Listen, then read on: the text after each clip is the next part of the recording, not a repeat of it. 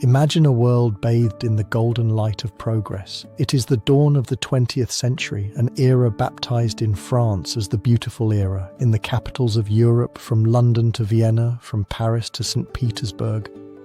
Industry flourishes, art explores unknown frontiers, and science promises a future without limits. Reason and progress seem to have triumphed, banishing the ghosts of old wars. But beneath the shine of this beautiful era, in the silent halls of chanceries and headquarters, a storm was brewing. An invisible web of fear, ambition, and secret pacts that would soon drag an entire generation into the abyss. The story of this catastrophe begins with a wound. An open wound in the heart of France following the Franco-Prussian War of 1871. The unification of Germany, forged in victory, had created a colossus in the center of Europe, but at a terrible cost to French pride. The loss of Alsace and Lorraine. For the government of Paris, revenge was not a question of if it would happen, but of when. And at the center of this geopolitical chessboard sat a master, Otto von Bismarck, the Iron Chancellor. His obsession to keep France isolated without powerful friends who could encourage its dreams of vengeance. It was Bismarck who moved the first pieces in this deadly game. His system of alliances was a work of diplomatic engineering. First, the dual alliance of 1879, a pact of steel between Germany and the Austro-Hungarian Empire. Then, in 1882, he incorporated Italy, forming the Triple Alliance. The plan seemed infallible. France was surrounded alone. However, the fate of Europe would take a turn with the arrival of a new leader in Germany, Kaiser Wilhelm II, impulsive, ambitious, and jealous of Bismarck's power. He dismissed him in 1890 and abandoned his cautious diplomacy in favor of an aggressive world policy. His most catastrophic decision was an omission, allowing the secret reinsurance treaty with Russia to expire. Bismarck's insurance policy against a war on two fronts. By leaving the vast Russian Empire adrift, the Kaiser committed the one mistake that Bismarck had always feared. The Third French Republic, watching astutely, saw its opportunity. The diplomats of Paris, desperate for a counterweight to Germany, initiated an unthinkable courtship. An alliance between Republican France and the autocratic Russia of Tsar Nicholas II seemed a fantasy. But shared fear is a powerful binder. In 1894, the fantasy became reality. Suddenly, Germany faced its worst nightmare, but the web was still incomplete. The key piece was missing, the British Empire. For decades, London had practiced a splendid isolation, relying on its invincible Royal Navy. But Wilhelm II's decision to build a fleet to rival the British was seen in London not as an ambition, but as an existential threat. The response was to forge the Entente Cordiale with France in 1904, and then the Anglo-Russian Entente in 1907. Europe, unaware, had fractured into two gigantic military blocs. The Triple Alliance of Germany, Austria-Hungary and Italy against the newly born Triple Entente of France, Russia and Great Britain. And this is the enigma that defines the era. How did a system created to guarantee peace become a doomsday machine? Each local crisis, each border dispute now had the potential to activate a cascade of pacts and drag the entire continent into war. Small sparks, such as the Moroccan crises or the Balkan Wars, brought nations to the brink of the abyss time and again, testing an increasingly fragile peace. The alliance system, conceived as a shield, had transformed into a dragnet. With such a rigid and volatile mechanism in place, was the Great War an inevitable catastrophe, a self-fulfilling prophecy written in the treaties and memorandums of the ruling elites? Or was it the result of concrete human decisions, of the ambition of a Kaiser, of the thirst for revenge of a government, of the paranoia of an emperor? The stage was meticulously set. The actors, bound by their promises and fears, awaited their signal. The powder keg of Europe was filled to the brim. Only a spark was needed. And that spark was about to ignite in the streets of a city in the Balkans, where the assassination of Archduke Franz Ferdinand of Austria would unleash hell. If you're enjoying the video, give it a like and subscribe to see more content from the channel. That powder keg, loaded for decades with the weight of declining empires and emerging nationalisms, only needed a spark to explode. And that spark was about to ignite, not in the grand chancelleries of Vienna or Berlin, but in the streets of a city on the fringes of Europe, Sarajevo. The 28th of June in 1914 dawned as a sunny summer day. For the Austro-Hungarian Empire, it was an opportunity to project its power in the newly annexed province of Bosnia-Herzegovina. For Serbian nationalists, however, it was a date of profound symbolism and pain. It was Vidovdan, the anniversary of the Battle of Kosovo in 1389, a sacred day of mourning and national resistance. Vienna's decision to schedule a military visit by the heir to the throne, Archduke Francis Ferdinand, on this very day was perceived by many not as a coincidence, but as a calculated provocation. The atmosphere in Sarajevo was a mix of forced apathy and an underground tension, almost electric. At the epicenter of this imminent storm were figures whose decisions or lack thereof would alter the course of history. Archduke Francis Ferdinand, a complex and often unpopular man at the Viennese court, was seen as a reformist who could grant greater autonomy to the Slavic peoples of the empire, a prospect that directly threatened the dream of a greater Serbia. His wife, Sophie Chotek, Duchess of Hohenberg, accompanied him in a rare act of public visibility, as her morganatic marriage often relegated her to the background. In the shadows operated Dragutin Dmitrievich, alias Apis, head of Serbian military intelligence and leader of the ultra-nationalist secret society, the Black Hand. He was the one who trained and armed a group of young Bosnians, including a 19-year-old student named Gavrilo Princip, consumed by tuberculosis and a patriotic fervour that bordered on martyrdom. Did the Serbian government, led by Prime Minister Nikola Pasic, know the details of the plot? The warnings sent to Vienna were so ambiguous that their true purpose remains a subject of debate. Was it a genuine attempt to avert disaster, or a maneuver to cover their backs? The imperial entourage advanced along the Apel Quay in Sarajevo in a caravan of open cars. Security was surprisingly lax. Near the Komerja Bridge, one of the conspirators, Nedeljko Kabrinović, threw a bomb at the Archduke's car. The driver accelerated and the device bounced, exploding under the next vehicle and injuring several officers. Tragedy seemed to have been averted. After a tense speech at the town hall, Francis Ferdinand, against the advice of his advisors, made a fatal decision. He insisted on visiting the wounded in the hospital. To avoid the city centre, the route was changed. However, no one communicated this to the Archduke's driver. Upon reaching the Latin Bridge, the driver mistakenly turned onto Francis Joseph Street following the original plan. When General Potiorek shouted that he had made a mistake, the driver braked sharply and the car stalled. In one of the cruelest ironies of history, the vehicle stopped less than 2 meters from Gavrilo Princip, who, disheartened after the first failed assassination attempt, had paused at a delicatessen. Fate offered him a second chance. Princip stepped forward, drew his FN Model 1910 pistol, and fired twice. One bullet struck Sophie in the abdomen, the other pierced the Archduke's neck. His last words, whispered to his dying wife, were, "Sophie, Sophie, do not die, live for our children." But it was already too late. The news of the assassination spread across Europe like a shockwave. In Vienna, the initial stupor quickly gave way to calculated outrage. For the war party in the Austro-Hungarian government, led by Foreign Minister Leopold Berchtold and Chief of the General Staff Konrad von Hotzendorf, the assassination was not a crime that demanded justice, but the pretext they had been waiting for years to crush Serbia once and for all. But Austria-Hungary did not dare to act without the backing of its powerful ally.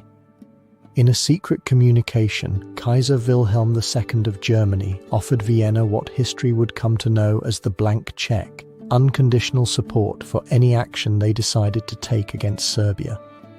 With this guarantee in hand, the Austro-Hungarian government began drafting a deliberately unacceptable ultimatum designed not to be accepted but to be rejected and thus justify a declaration of war. The echo of those two shots in Sarajevo still resonates in the corridors of time. They leave behind a fundamental mystery that transcends the identity of the assassin. The question is not who pulled the trigger, but how far the threads of the conspiracy reached. Was Gavrilo Princip the instrument of a youthful and disorganized fervor, or the spearhead of a state plot?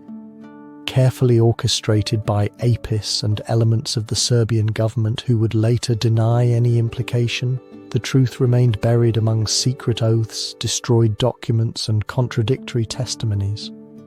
The assassination was the crime, but the answer to this enigma would define whether it was an act of terrorism or a covert act of war. Serbia's response to the Austro-Hungarian ultimatum would be the final detonator. With Germany backing Vienna and Russia committed to defending Serbia, the gears of a fatal mechanism began to turn. The assassination had lit the fuse. Now, the spiral of alliances would drag an entire continent into the abyss. The echoes of gunfire in Sarajevo did not fade into the air of that summer of 1914. Instead, they resonated in the chancelleries of Europe, awakening a spectre that had been brewing in the shadows for decades. The complex and fragile web of alliances, what had been conceived as a system of collective security, a network of promises to deter aggression, revealed itself as a ticking time bomb, a deadly trap ready to be activated. The death of an archduke was not the cause of the war, but the key that opened Pandora's box, unleashing a chain reaction that diplomacy could no longer contain. The continent unknowingly was peering into an abyss from which there would be no return. This system of pacts, a direct inheritance of the power politics of the 19th century, had divided Europe into two antagonistic blocs. On one side, the Triple Alliance, forged by the German Chancellor Otto von Bismarck, united the German Empire, the Austro-Hungarian Empire, and, more ambiguously, the Kingdom of Italy. Its original purpose was to isolate France and maintain the balance of power. In response, the Triple Entente emerged, a more flexible but equally powerful coalition between the French Republic, the Russian Empire, and the British Empire. These were pacts sealed in gilded salons with ink and wax, but their obligations would soon extend to the battlefields, written in the blood of millions. Were these treaties a shield, as their architects intended, or a net that would drag everyone into an inevitable conflict? After the assassination, the first crucial move came from Vienna. The government of Emperor Franz Joseph, led by Count Leopold Berchtold, saw in the tragedy a unique opportunity to crush Serbian nationalism once and for all, which they considered an existential threat to their multinational empire. But they knew that attacking Serbia could provoke the intervention of its protector, the Russian Empire. They needed a guarantee, and they sought it in Berlin on the 5th of July in 1914. Kaiser Wilhelm II and his Chancellor Theobald von Bethmann-Hollweg offered Austria-Hungary what history would come to know as the blank check, unconditional support for any action Vienna decided to take against Serbia. It was a decision of incalculable consequences, an act that history debates as either boldness or reckless folly, which removed the last brake on Austrian ambitions. Why did the German government take such a colossal risk? Was it out of loyalty to its ally, a miscalculation that Russia would not dare intervene, or a fatalistic belief that war was, in any case, inevitable and better now than later? With German backing secured, the Austro-Hungarian government drafted an ultimatum for Serbia, presented on the 23rd of July. Its 10 points were so humiliating and demanding that they were designed to be rejected. They demanded, among other things, that Austrian agents participate in the investigation of the assassination on Serbian soil, a flagrant violation of national sovereignty. To Europe's surprise, the Serbian government accepted almost all the conditions in a desperate attempt to avoid war. But almost was not enough for Vienna. On the 28th of July in 1914, exactly 1 month after the assassination, the Austro-Hungarian Empire declared war on Serbia. The first domino had fallen. The news reached St. Petersburg like thunder. Tsar Nicholas II, pressured by his generals and by his self-proclaimed role as protector of the Slavic peoples, faced an agonizing choice. Ordering mobilization to pressure Austria-Hungary risked a direct confrontation with Germany, which would see such an act as an imminent threat. After hesitating, the Tsar signed the order for general mobilization on the 30th of July. The machinery accelerated. For the German High Command, Russian mobilization was the casus belli. On the 1st of August, Germany declared war on Russia. The German war plan, the famous Schlieffen Plan, did not contemplate an isolated conflict in the east. It required a rapid and massive attack against France, Russia's ally, to knock it out before the Russian army could fully mobilize. Therefore, the focus immediately shifted to Paris. Germany demanded that France declare itself neutral, an impossible request. On the 3rd of August, citing alleged border incidents, Germany declared war on France. But to reach Paris quickly, the German plan required crossing Belgium, a country whose neutrality was guaranteed by a treaty from 1839, signed ironically by Prussia itself, the predecessor of Germany. This violation was the breaking point for the last major actor, the British Empire. The London government, under the command of Foreign Secretary Sir Edward Grey, had attempted to mediate, but the invasion of Belgium was a red line that could not be crossed. Protecting Belgian neutrality and preventing a single hostile power from dominating the ports of the English Channel had been a pillar of British foreign policy for centuries. On the 4th of August in 1914, after the expiration of its ultimatum to Germany to withdraw from Belgium, Great Britain declared war. In just over a week, a Balkan crisis had engulfed the entire continent. The spiral of alliances had completed, dragging the great powers into a war that none seemed to desire entirely, but none knew how to avoid. The legacy of those days in July and August is a grim enigma. Was the war the inevitable result of a rigid alliance system, or the consequence of a series of miscalculations, unchecked ambitions, and communication failures by a handful of men in power? The question resonates throughout history, an echo of the decisions that plunged the world into darkness. Could the catastrophe have been stopped at some point in that fatal cascade? The declarations of war were just ink on paper. Now the true mechanism of destruction had to be set in motion. Millions of men, from the fields of France to the steppes of Russia, heard a call that would change their lives forever as the gears of mobilization began to turn, dragging the continent toward the abyss. Once diplomacy gave way to declarations of war, the war machinery of Europe, long prepared in the shadows, began to move. The echo of the assassination in Sarajevo and the failure of the chancelleries had unleashed a force much older and more methodical: the mobilization plans. For decades, the general staffs of each power had designed, in almost absolute secrecy, a terrible and precise choreography for the day of reckoning. Maps, train schedules, and lists of conscripts. Locked away in the safes of Berlin, Paris, Vienna, and St. Petersburg, were now the only sacred writing. The entire continent, under the illusion of lasting peace, had unknowingly constructed the gears of its own destruction. The atmosphere of late July and early August of 1914 was not only one of patriotic fervour, it was, above all, one of organised fatality, the fulfilment of a script written long ago. But who were the authors of this imminent drama? The key decisions fell to a handful of men whose signatures unleashed an unprecedented human tide. In Germany, Kaiser Wilhelm II and the Chief of the General Staff, Helmut von Moltke the Younger, did not hesitate. The activation of the Schlieffen Plan, a strategy conceived to avoid a war on two fronts, dictated an immediate and massive mobilization to the west to crush France before the Russian giant could react. In St. Petersburg, Tsar Nicholas II, pressured by his generals and by pan-Slavic panic, made the fateful decision to order general mobilization not only against Austria-Hungary but also along the German border. It was the signal Berlin had been waiting for, the pretext to set its own apocalyptic clock in motion. In Paris, the government of President Raymond Poincaré and General Joseph Joffre activated Plan 17, an offensive strategy that anticipated the concentration of troops to reclaim Alsace and Lorraine.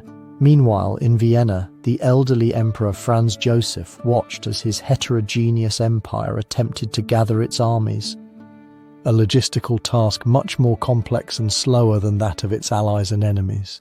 Each leader, convinced of the justice of his cause and the inevitability of the conflict, pulled the lever that corresponded to him, without being fully aware that none of them had a stop mechanism. The development of events was dizzying, a whirlwind of steel and flesh. Within days, millions of reservists were torn from their civilian lives.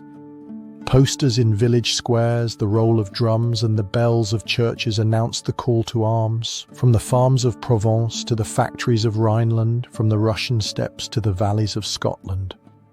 Men bid farewell to their families. Train stations became the epicenter of a contradictory emotion, tears and embraces mixed with patriotic songs and promises of a victorious return before Christmas. The carriages, adorned with flowers and slogans, transported an entire generation toward an unknown destiny. The logistics were a feat of the industrial age. The German Empire, with its precision railway network, mobilized nearly 4 million men in just 2 weeks. France, 3 million. Russia, in a more chaotic but equally colossal effort, set in motion more than 5 million. It was a massive exodus, the largest displacement of people in the history of humanity up to that point.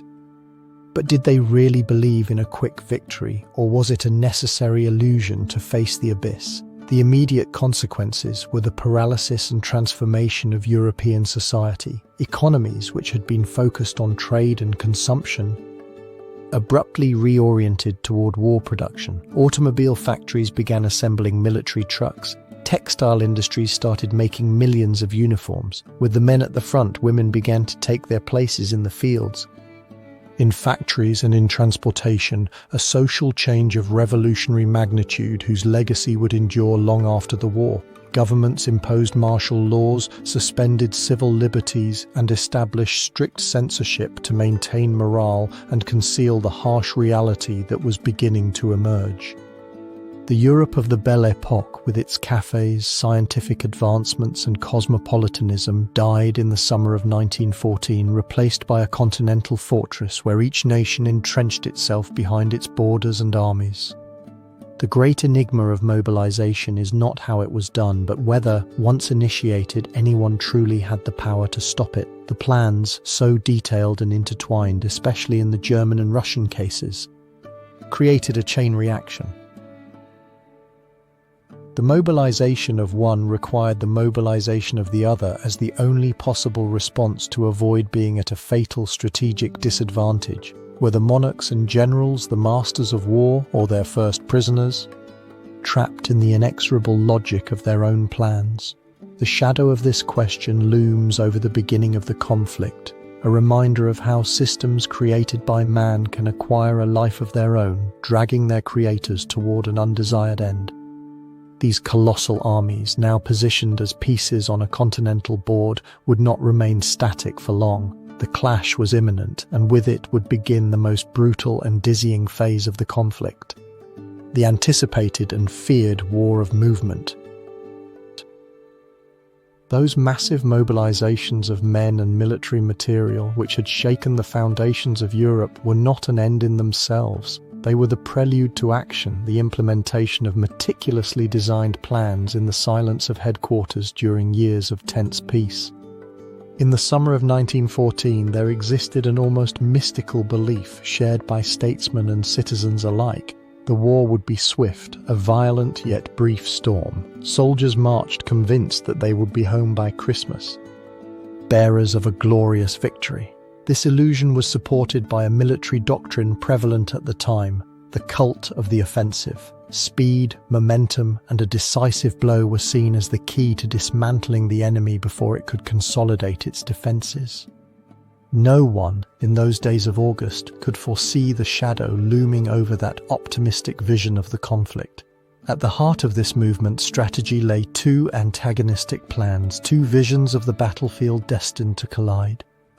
On one side, the German High Command, under the direction of Helmut von Moltke the Younger, dusted off the ghost of a plan conceived years earlier by his predecessor, Alfred von Schlieffen. The Schlieffen Plan was a bold and risky work of military engineering. to launch the bulk of the German army in a vast scythe-like movement through neutral Belgium to encircle Paris, annihilate the French army in 6 weeks, and then pivot all its forces eastward to face the slow-moving Russian giant. The decision to violate Belgian neutrality, an act that the German Chancellor Theobald von Bethmann-Hollweg himself would admit was an injustice, was considered a calculated risk, a necessary evil for a swift victory. Opposing them, General Joseph Joffre, French Chief of Staff, relied on his own doctrine, the Plan 17. This plan, imbued with the philosophy of Elan Vital Asterisk or fighting spirit, envisioned a massive frontal offensive in the lost provinces of Alsace and Lorraine. It was a strategy of pure strength and honor, which fatally underestimated the firepower of German artillery and machine guns. 2 plans, 2 iron wills, on the verge of colliding. On the 4th of August 1914, the German war machine was set in motion. The Kaiser's troops crossed the Belgian border, expecting a swift passage. However, they encountered unexpected and fierce resistance, especially at the fortifications of Liège. Although the brave Belgian defence could only delay the advance, those days gained were crucial, allowing France to reorganise its forces and the British Expeditionary Force to land on the continent.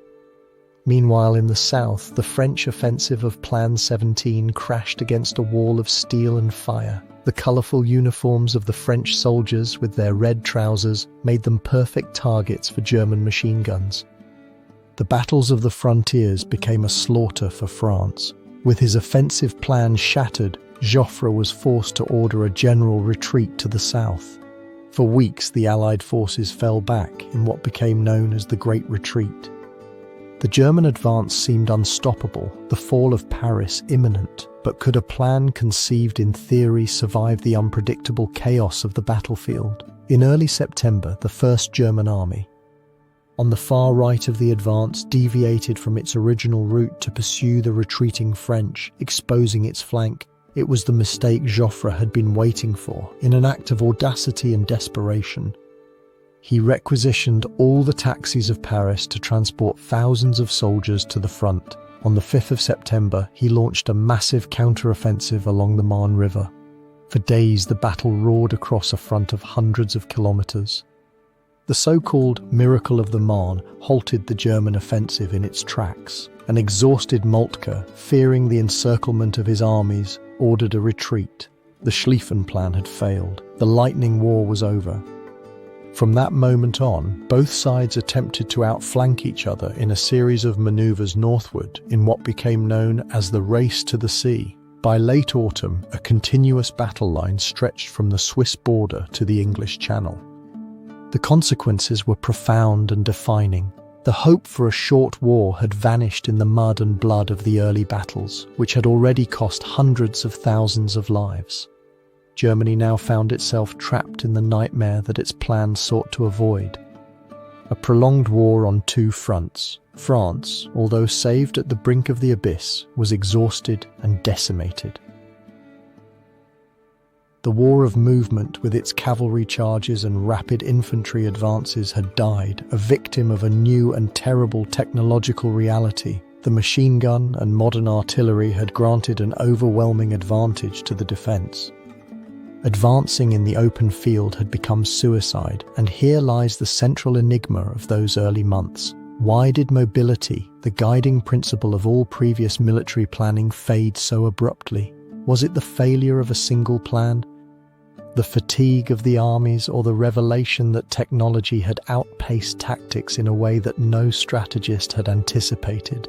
The mystery does not lie in the maps or in the orders of the generals, but in the very terrain, where millions of men suddenly found themselves unable to advance and at the same time unable to retreat. Faced with this stalemate, there remained only one option to survive the approaching winter.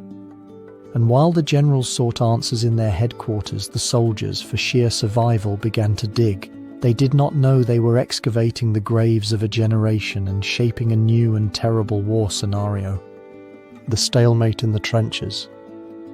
If you're enjoying the video, give it a like and subscribe to see more content from the channel. That frantic war of movement, with its bold cavalry charges and rapid advances, was about to fade into the mud and blood of late 1914. The grand strategic plans, conceived in the arrogance of the officers of Berlin and Paris, had crashed against a brutal and unforeseen reality, leaving behind an enigma that would define an era, the birth of a front that would refuse to yield. The autumn of 1914 brought with it a cold that was not only climatic. After the crucial First Battle of the Marne, where the advance of the German Imperial Army was halted at the gates of Paris, the nature of the conflict mutated irreversibly. What followed was the so-called race to the sea, a desperate attempt by both sides to outflank the other in a series of movements northward. But each attempt at flanking was countered, stretching the battle line further and further until it solidified into an uninterrupted scar of almost 750 kilometers. From the Swiss border to the shores of the English Channel, the promise of a short war, of a return home for Christmas, dissolved in the incessant rain that turned the fields of Flanders into a quagmire. The initial optimism transformed into a grim resignation, a silent echo that reverberated through the halls of power. In this new and static theatre of operations, decisions were no longer made by bold field commanders, but by strategists observing maps from a distance. The German High Command, under the new direction of General Erich von Falkenhayn, after the failure of his predecessor at the Marne, made a pragmatic and fateful decision: to consolidate territorial gains in Belgium and northern France. The order was clear: dig. On the Allied side, the French Generalissimo Joseph Joffre and the British Field Marshal Sir John French, faced with an entrenched enemy, had no choice but to replicate the tactic. If the enemy buried themselves to defend, they would bury themselves to attack. Neither they nor the governments of London, Paris or Berlin that supported them understood at that moment that they were laying the groundwork for a 4-year nightmare. Was it an inevitable decision, or the first great failure of military imagination of the 20th century? The development of this new front was organic and terrifying. What began as simple shallow trenches, hastily dug with picks and shovels under enemy fire, evolved within months into complex underground labyrinths. Frontline trenches, support trenches and reserve trenches emerged, all connected by a network of communication passages. The walls were reinforced with sandbags and wooden planks. Underground shelters, known as dugouts, were built to protect against artillery. And in front of all this lay impenetrable tangles of barbed wire, guarded by the weapon that became the queen of the battlefield, the machine gun. The landscape of Western Europe transformed into a lunar topography, a wasteland of craters, mud and death. Between the two enemy lines lay a wasteland, ominously named No Man's Land, a purgatory strewn with unburied corpses and the remnants of failed offensives, a place where advancement was measured in meters and paid for with thousands of lives. The immediate consequences of this stalemate were devastating. The war of maneuvers, which rewarded speed and surprise, was replaced by a war of attrition. The goal was no longer to break the enemy lines in a decisive battle, but to bleed the opponent dry until collapse. This led to industrial slaughter on an unprecedented scale. Generals trapped in a 19th century offensive doctrine ordered massive infantry assaults against fortified positions, sending waves of men over the parapet into the scything fire of machine guns. Battles such as those of Ypres and Artois in 1915 became synonymous with massacre for insignificant gains. For the soldiers, life became a struggle not only against the enemy, but against the mud, rats, lice, diseases, and a constant psychological tension that would begin to be known as war neurosis. The war had become a mathematical problem of human and material resources. And here lies the central enigma of this chapter, a shadow that looms over the entirety of the conflict. Knowing that the defences were almost impregnable, witnessing the horrific ineffectiveness of frontal assaults, why did the high commands of all the belligerent nations persist in the same tactic for almost 4 years? Was it a blind adherence to obsolete military dogmas? A lack of communication between the front and the headquarters? Or was it a calculated, albeit cruel, decision by the governments and military elites who believed that the only way to win was to accept a level of human sacrifice that today seems inconceivable? The mystery is not how the trenches were dug, but why they became the grave of an entire generation, a monument to the failure of strategy. And while millions of men sank into the mud of a stagnant front, the high commands, desperate to break the deadlock, turned their gaze toward another domain, a vast and silent battlefield that promised to strangle the enemy from afar. The true pulse of the war of attrition would not be fought solely on land, but also in the icy waters of the Atlantic and the North Sea, in the relentless war at sea. As the Western Front sank into the mud and paralysis of the trenches, a parallel war, quieter yet no less decisive, was being fought in the vast and lonely expanses of the oceans, far from the shrapnel and barbed wire. The fate of empires was being decided in the waves, in a strategic pulse where each lost cargo, each sunken ship, was a wound inflicted on the industrial heart of the enemy. The sea had become the second front, a liquid chessboard whose control promised ultimate victory. Before the first shot was fired in 1914, the oceans were already a stage of tension, the naval arms race between the British Empire and the German Empire. Driven by the ambition of Kaiser Wilhelm II and the determination of the British Admiralty, had filled the shipyards with colossi of steel. The British Royal Navy, owner of a centuries-old tradition of maritime supremacy, considered itself the guardian of the trade routes that were the lifeblood of its vast empire. For its part, the German High Seas Fleet, a modern and powerful creation, represented a direct challenge to that hegemony, a dagger aimed at the heart of Great Britain. Key decisions fell on the shoulders of men like the First Lord of the British Admiralty, Winston Churchill, and his German counterpart, Admiral Alfred von Tirpitz. The British strategy, designed by the Admiralty, was from the outset suffocating and patient, to establish a distant naval blockade on Germany, cutting off its access to raw materials, food, and vital supplies. They would not seek a decisive battle unless the conditions were overwhelmingly favourable.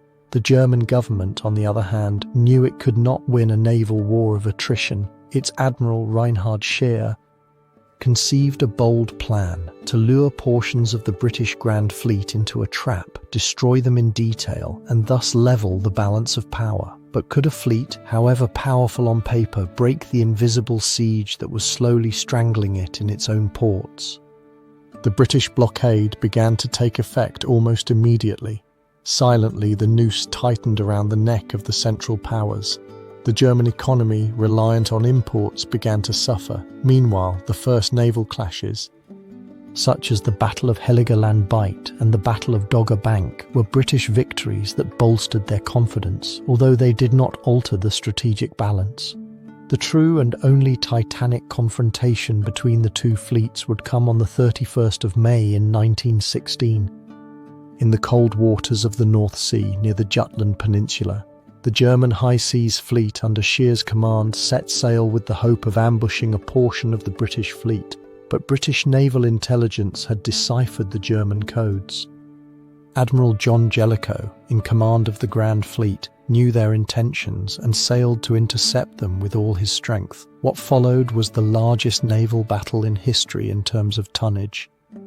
A confusing and brutal clash involving more than 250 warships. As night fell, the Germans, tactically more skilled, had sunk more ships and caused more casualties. Scheer made a brilliant nighttime escape, returning to port and being hailed as a victor. But who really won Jutland? The immediate consequences reveal a more complex truth.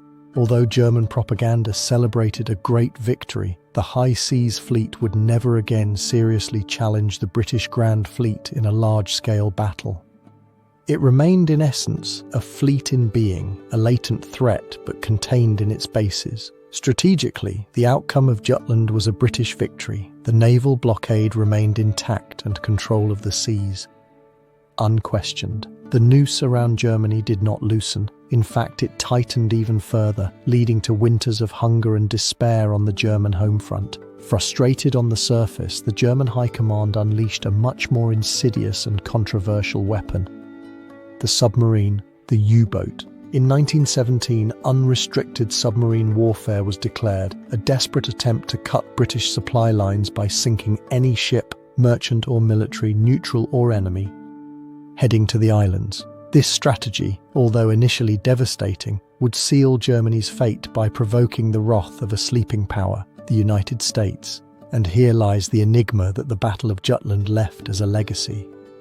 The wrecks of the sunken battleships lying on the seabed of the North Sea are the silent testimony to a question that historians still debate.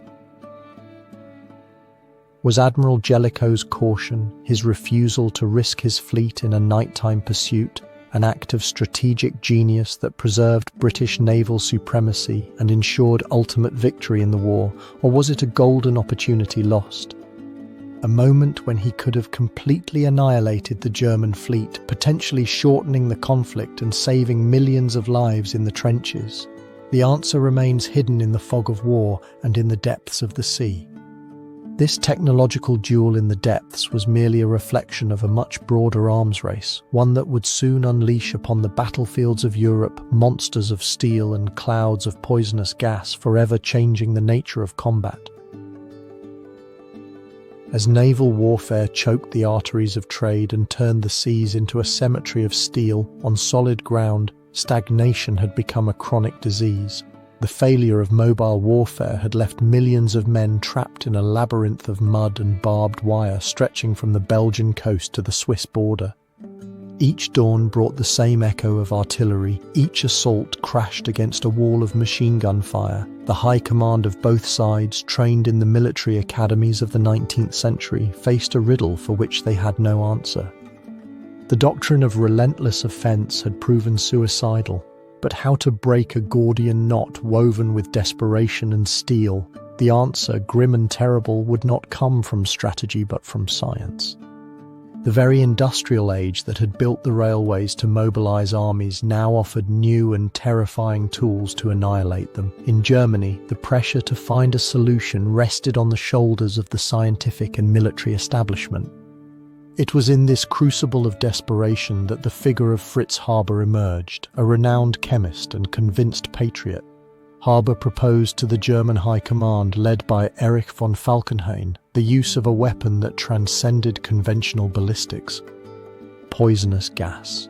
His argument was as simple as it was macabre: a chemical agent that, being heavier than air, could slide into enemy trenches, sowing panic and death without the need for a frontal charge. The decision of Kaiser Wilhelm II and his military leadership to approve this new method of warfare marked a moral turning point. Across the English Channel in Britain, an equally revolutionary idea was taking shape. Winston Churchill, then First Lord of the Admiralty, and Colonel Ernest Swinton, frustrated by the infantry's inability to cross no man's land, pushed for the creation of the Landships Committee. Their vision was that of a land battleship, an armoured vehicle capable of advancing over devastated terrain, crushing barbed wire and withstanding machine gun fire. It was a bold bet, almost science fiction, that found skepticism in the most conservative military circles. Could these machines really change the course of the war? The spectre of chemical warfare materialised on the 22nd of April 1915 during the Second Battle of Ypres. At dusk, German troops opened the valves of nearly 6,000 cylinders. An ominous yellow-green cloud, chlorine gas, began to creep slowly toward the lines of French and Algerian colonial troops. The soldiers, bewildered, watched as that unnatural fog advanced. What followed was hell. The gas burned the lungs, causing a slow and agonizing asphyxiation. Panic broke the ranks. A gap of 6 kilometers opened in the Allied front, but the German High Command itself, taken aback by the devastating success of their weapon, was unprepared to exploit it. A threshold had been crossed from which there would be no return. Soon, both sides developed their own chemical weapons, increasingly lethal: phosgene, and the most feared of all, mustard gas, a blistering agent that caused terrible burns to the skin and blindness. The gas mask became an inseparable part of the soldier's face, a ghostly symbol of this new era of warfare. A year later, On the 15th of September 1916, amidst the mire of the Battle of the Somme, the British Army unleashed its own innovation. 32 steel monsters, the Mark I tanks, began to lumber toward the German lines. Their initial impact was purely psychological. German soldiers, who had never seen anything like it, watched in terror as the machines crushed barbed wire and withstood bullets. However, the debut was bittersweet. The tanks were mechanically unreliable, slow, and vulnerable to artillery. Many broke down or got stuck. Their dispersed use limited their strategic impact. The immediate consequences of these innovations were complex. Poisonous gas, although terrifying, never became the decisive weapon its creators had hoped for. Its effectiveness depended on the wind, and the enemy quickly developed countermeasures. Its main legacy was to add a new dimension of psychological horror to the battlefield. War no longer just mutilated, it now also suffocated and poisoned. The tanks, for their part, despite their disappointing debut at the Somme, represented a promise. The Allied command learned from their mistakes. They understood that these machines, used en masse and in coordination with infantry and artillery, could be the key to breaking the stalemate. The mechanized warfare of the future cast its first shadow over the fields of Flanders. And here lies the central enigma of this chapter. Did these innovations, born out of the need to break a cycle of senseless slaughter, achieve their goal or merely perfect it? Scientists and engineers, in the service of their nations, unleashed forces that transformed warfare into an exercise of industrial annihilation on a scale never seen before. The gas that was supposed to clear trenches and the tanks that were meant to protect infantry became the prologue to a century of arms escalation. The question that hovers over the silent cemeteries of Europe is not who won or lost the technological race, but what humanity was lost in the process. Human genius, which had illuminated the world, was now chillingly dedicated to extinguishing lives. But the quest for a decisive advantage was not limited to the mud of the trenches. Above the clouds of gas and the roar of tanks, another revolution was taking place. The answer for some did not lie in the ground, but in the skies. A new realm, until then untouched by human carnage, was about to become the next battlefield. And while on the ground, the innovations of gas and steel were redefining the horror of hand-to-hand combat, in the skies of Europe a silent revolution was brewing, a technological enigma that promised to change the perspective of war forever. Before 1914, aviation was little more than a pastime for wealthy adventurers, a curiosity of fairs and exhibitions. The high military commands, both on the side of the Entente and on that of the Central Powers, viewed those fragile wooden and fabric machines with skepticism. For the French General Staff and the German Oberste Heeresleitung, the idea that these machines could have a decisive impact on a mass conflict seemed like a fantasy. They were considered at most tools for limited reconnaissance, an exotic replacement for cavalry. But the paralysis of the trenches, that labyrinth of mud and death that had devoured the war of movement, would create a desperate need to see beyond the next hill, to unveil the hidden secrets behind enemy lines. It was the decisions of a few visionaries, often against the opinion of their superiors, that ignited the fuse of this new war. In France, General Joseph Joffre, although initially skeptical, was persuaded by his intelligence officers, who saw the potential of aerial photography to map German defences with unprecedented precision. In Great Britain, a man named Hugh Trenchard began to articulate a doctrine that went far beyond mere observation. Trenchard, future father of the Royal Air Force, not only wanted to see the enemy, he wanted to dominate the sky, deny it to the adversary, and bring the war directly to their rear. On the German side, the response was pragmatic and lethal. The German High Command, seeing the effectiveness of Allied aerial reconnaissance in battles such as the Marne, invested resources in their own flying divisions. But the most crucial decision came from a Dutch designer in the service of Germany, Anthony Fokker. His solution to a deadly problem, how to fire a machine gun through the arc of the propeller without destroying it, would change the balance of power in the air overnight. The development of events was dizzying, a technological escalation that left a trail of fire and legend. At first, the skies were a relatively peaceful domain. Pilots from opposing sides would greet each other while crossing paths on their reconnaissance missions. Soon, hostility manifested in primitive ways. Bricks, hand grenades, or gunfire from pistols and rifles were thrown. The need to shoot down the enemy observer was imperative. The first major leap was made by French pilot Roland Garros, who in 1915 had deflector steel plates installed on the blades of his propeller, allowing him to fire a machine gun forward. His success was brief but terrifying for the Germans. However, when his plane was captured, the true mystery of aerial warfare was solved by Fokker's ingenuity. His synchronization system, or interrupter gear, allowed the machine gun to fire only when the propeller blades were not in the line of fire. The result was the Fokker Eindecker, a machine that unleashed what the British called the Fokker Scourge. For months, the skies of the Western Front belonged to the German Empire. The Allied response was a desperate race for innovation, giving birth to legendary aircraft such as the British Sopwith Camel and the French Spad S.13. The sky became a coliseum where aces were born, the new knights of the air, Manfred von Richthofen, the Red Baron, René Fonck, Oswald Boelke, Edward Manock. Their names became propaganda, but their reality was a dance with death with a life expectancy of barely a few weeks. Meanwhile, aviation found a more sinister purpose. From dropping small steel arrows, the flechettes, over the trenches, it transitioned to bombers.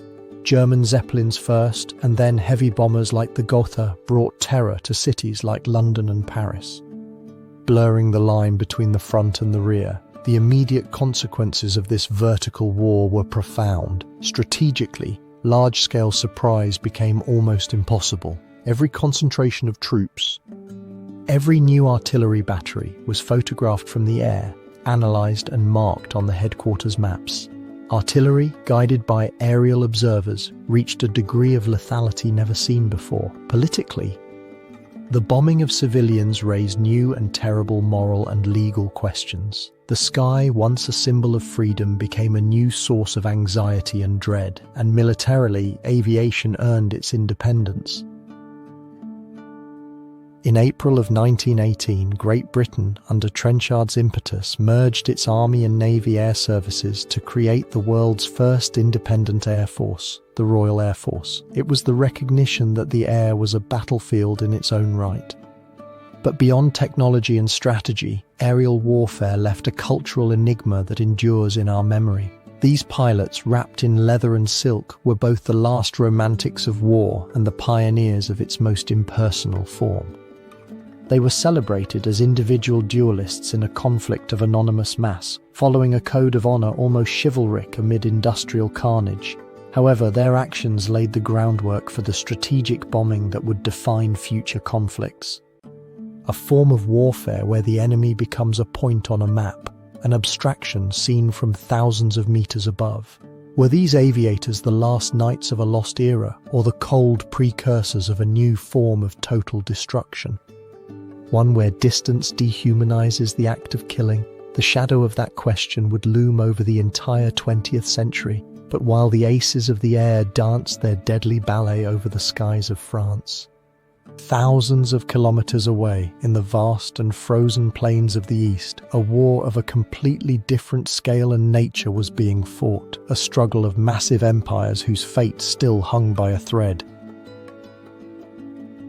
As the skies of Europe transformed into a new and dizzying battlefield, on land, far from the static trenches of the West, a war of a completely different nature was being fought, a conflict of movement, of vast distances and an almost unimaginable human cost, whose echo still resonates as an enigma of blood and ice.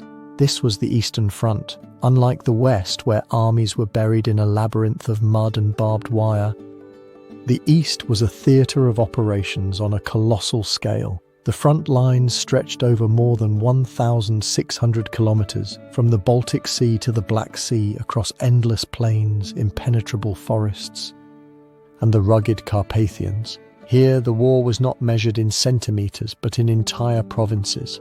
The German Empire, with its precision military machinery, the decaying yet still massive Austro-Hungarian Empire, a mosaic of ethnicities on the brink of collapse, and the gigantic Russian Empire, the so-called steamroller, whose main weapon was its inexhaustible reserve of men. The initial decisions were made by men who believed they could move empires like pieces on a board. Tsar Nicholas II of Russia, pressured by his alliance with France, ordered a mobilization and an offensive much faster than the German High Command under Kaiser Wilhelm II had anticipated. The Russian strategy, conceived by Grand Duke Nicholas Nikolaevich, was a bold double strike to invade East Prussia to divert German troops from the west and, simultaneously, to launch the bulk of its forces against the weak link of the Central Powers, Austria-Hungary in the Galicia region. For his part, the Chief of Staff of the Austro-Hungarian army, Konrad von Hotzendorf, an aggressive and often reckless strategist, fatally underestimated the speed and strength of the Russian mobilization, launching his own premature offensives. In Germany, the initial panic over the Russian invasion of their sacred homeland led to a decision that would change the course of the war in the east: the appointment of an odd couple to command the Eighth Army, the veteran and stoic Paul von Hindenburg and the brilliant yet relentless strategist Erich Ludendorff. The summer of 1914 saw the Russian steamroller set in motion. 2 Russian armies penetrated East Prussia, sowing panic. But was this force as unstoppable as it seemed? In the forests and lakes of the region, a disaster was brewing for the Tsar's army. In the Battle of Tannenberg at the end of August, the Hindenburg-Ludendorff duo, exploiting the interception of unencrypted Russian messages and utilizing the superior German railway network, surrounded and completely annihilated the Second Russian Army. It was not a mere defeat. It was an annihilation that consecrated its German architects as national heroes. Weeks later, in the First Battle of the Masurian Lakes, the First Russian Army was also expelled from East Prussia. However, while Germany celebrated, its Austro-Hungarian ally was crumbling. In Galicia, the forces of Vienna suffered a series of catastrophic defeats, losing the strategic city of Lemberg and being pushed back hundreds of kilometers. The pattern of the front was established, German military excellence constantly plugging the gaps opened by Austro-Hungarian incompetence. In 1915, a combined German-Austrian offensive at Gorlice-Tarnow broke the Russian lines, initiating the Great Retreat, a devastating withdrawal that cost Russia Poland, Lithuania, and vast stretches of territory, along with millions of casualties and prisoners. The immediate consequences of this war of movement were seismic. For Russia, the human and territorial losses were unsustainable, eroding the morale of the army and sowing chaos in the rear with a tide of refugees. The disastrous decision of Tsar Nicholas II to take personal command of the armies in 1915 directly linked him to the disaster, sealing the fate of his dynasty.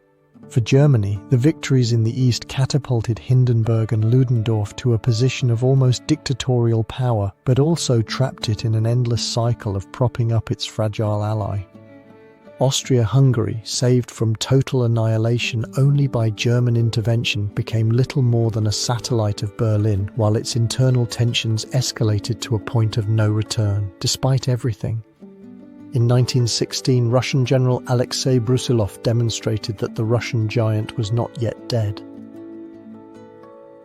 With innovative infiltration tactics and short, precise artillery bombardments, his offensive shattered the Austro-Hungarian lines and nearly knocked the empire out of the war, in what was perhaps the most successful victory for the Allied side throughout the conflict. But the cost was terrible, and the final effort drained the last reserves of the Russian Empire. And here lies the central enigma of the Eastern Front. It was not a simple battlefield, but a crucible where the fate of 3 empires was forged. How is it possible that a front with such decisive victories and defeats, unlike the Western stalemate, did not produce a clear winner for years? The mystery lies not only in military tactics, but in the very nature of the empires that faced each other. The vast geography devoured entire armies. Logistics were a constant nightmare, and the apparent strength of the Russian steamroller concealed an industrial and political fragility that the war simply exposed until it broke. The Eastern Front became the grave, not only of millions of soldiers, but of the very Tsarist order itself, as Germany and Russia bled each other dry in the vast and frozen plains of the East, and the Austro-Hungarian Empire struggled for its own survival. The Entente powers desperately sought a way to break the stalemate. The attention of strategists in London and Paris shifted southward, toward a nation that, until then, had remained neutral despite its ancient alliances. A new front was about to open, not out of military necessity, but out of ambition and secret promises that would soon drag Italy into the heart of the conflict.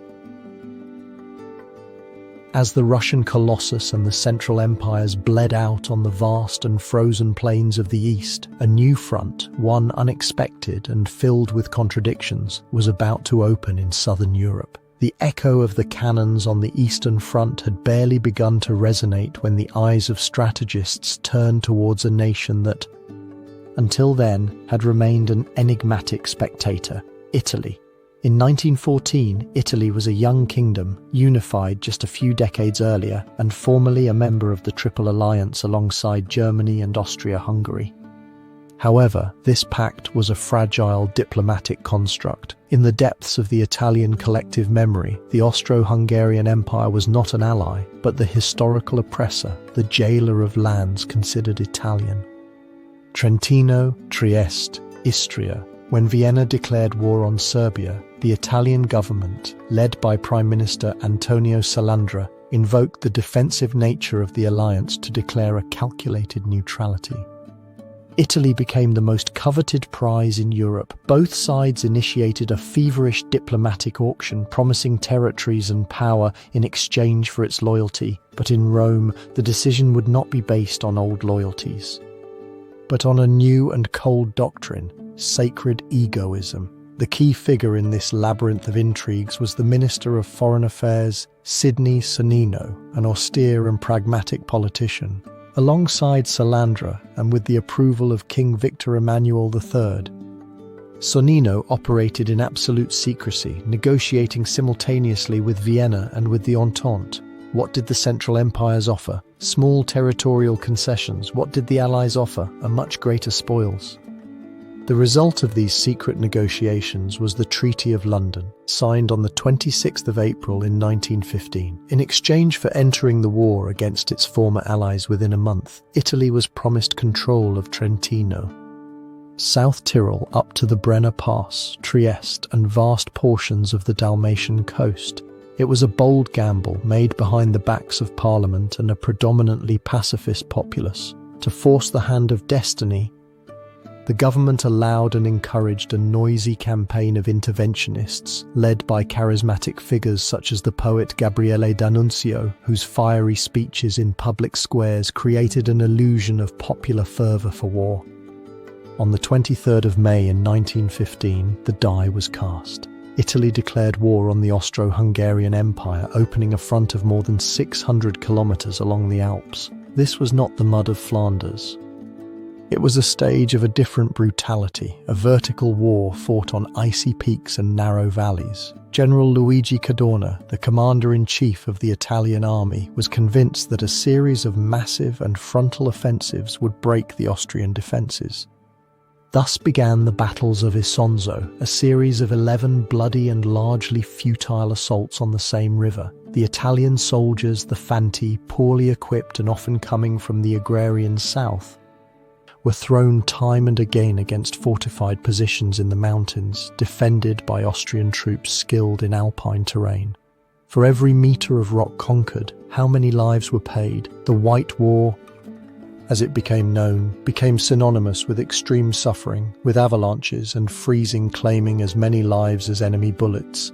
The immediate consequences of this decision were devastating. The dream of a quick and victorious campaign faded within weeks. The front stagnated in a war of attrition as cruel as that of the West, but at impossible altitudes. Casualties were counted in the hundreds of thousands, bleeding a generation of young Italians dry. The economy of the country, fragile and dependent on imports, creaked under the weight of the war effort, generating scarcity, inflation, and deep social unrest. The promise of glory and territories contained in the secret Treaty of London now seemed a distant echo, a whisper lost in the incessant roar of artillery in the Dolomites. The nation that had entered the war for a selfish calculation found itself trapped in a nightmare it had not foreseen. And here lies the true enigma of Italy's entry into the war. The decision, made by a handful of men in secret salons, was based on a power logic of the 19th century, completely ignoring the new and terrible nature of 20th century industrial warfare. Was it an act of patriotic audacity or a catastrophic miscalculation? The shadow of this choice would project far beyond the armistice. It would leave a legacy of bitterness, the feeling of a mutilated victory that would poison the soul of Italy and pave the way for the rise of an even darker force. The calculations of Salandra and Sonnino opened a wound that would take decades to heal. But the Italian gambit was merely a symptom of a world consumed by the fever of expansion and destruction. As a new front opened in the Alps, in the heart of another ancient empire, the Ottoman, the war was about to unleash a much darker shadow. A planned horror that sought not to conquer territory, but to erase an entire people from the face of the earth. As Italy's decision in 1915 opened a new and bloody front in the Alps, further fracturing the European war map in the eastern extremity of the conflict, within the borders of the decaying Ottoman Empire. A tragedy of a different and terrifying nature was brewing. Far from the trenches of the West, an ancestral shadow loomed over one of the empire's oldest communities, an echo of distrust that the war was about to turn into a thunderous roar of annihilation. The Ottoman Empire, the so-called sick man of Europe, had entered the war on the side of the Central Powers in 1914, dragging with it a legacy of internal tensions. For decades, the empire had lost territories in the Balkans at the hands of Christian nationalist movements. This decline fueled the rise of a new power in Constantinople, the Committee of Union and Progress, known as the Young Turks. Their ideology, a form of radical Turkish nationalism, viewed non-Turkish and non-Muslim minorities, especially the prosperous Armenian community, as an obstacle to the creation of a new homogeneous Turkish state. Armenians, a Christian people with a millennia-long presence in Anatolia, were perceived by the Young Turk government as a potential fifth column. With cultural and religious affinities to the empire's sworn enemy, Tsarist Russia, was this perception a war paranoia or the perfect excuse for a plan conceived long before? The decision that would seal the fate of an entire people fell upon the shoulders of a triumvirate that held absolute power. The Minister of War, Enver Pasha, the Minister of the Interior, Talat Pasha, and the Minister of the Navy, Cemal Pasha. The catalyst was the catastrophic Ottoman defeat at the Battle of Sarıkamış in the winter of 1914 to 1915. Enver Pasha, seeking a scapegoat for his own military failure against the Russians, publicly blamed the alleged betrayal of Armenian soldiers. It was the pretext they needed. On the 24th of April in 1915, in a coordinated move, Talat Pasha's government ordered the arrest and subsequent execution of hundreds of Armenian intellectuals, clergy, politicians, and community leaders in the capital. It was a symbolic and literal decapitation, designed to leave the community voiceless and leaderless. A month later, the Ottoman Parliament passed the Tashir Law, the deportation law. On paper, it was a wartime security measure to relocate populations from combat zones. In practice, it was the death sentence for more than 1.5 million people. What followed was systematic horror. Across Anatolia, deportation orders were executed with brutal efficiency. First, Armenian men of military age who had already been disarmed and conscripted into labor battalions were separated and massacred. Then, women, children, and the elderly were forced to leave their homes with barely what they were wearing, pushed into death marches that stretched for hundreds of kilometers southward toward the arid expanse of the Syrian desert. These death caravans were a calvary of hunger, thirst, and disease. They were systematically attacked by Kurdish bands and by the Special Organization, a paramilitary unit created by the Young Turk government precisely for this purpose. The Euphrates and Tigris rivers ran red, and the Deir ez-Zor desert became a vast, nameless cemetery, a silent testimony to methodical cruelty. How could the world, immersed in its own war, ignore the dispatches of its own diplomats such as American Ambassador Henry Morgenthau, who described the events not as resettlement but as racial murder? The immediate consequences were the practical annihilation of the Armenian presence in their ancestral lands. It is estimated that between 1 million and 1.5 million Armenians perished. Thousands of churches, monasteries and schools were destroyed, entire libraries burned, in an attempt to erase not only a people but also their memory and culture from the face of the earth. The few survivors scattered across the world, creating a global diaspora whose identity would forever be marked by trauma and the struggle for recognition. The fall of the Ottoman Empire at the end of the war did not bring justice. The main perpetrators fled or were killed. But the new Turkish state would be built on the foundations of this absence. And here lies the deepest enigma of this dark chapter of the Great War.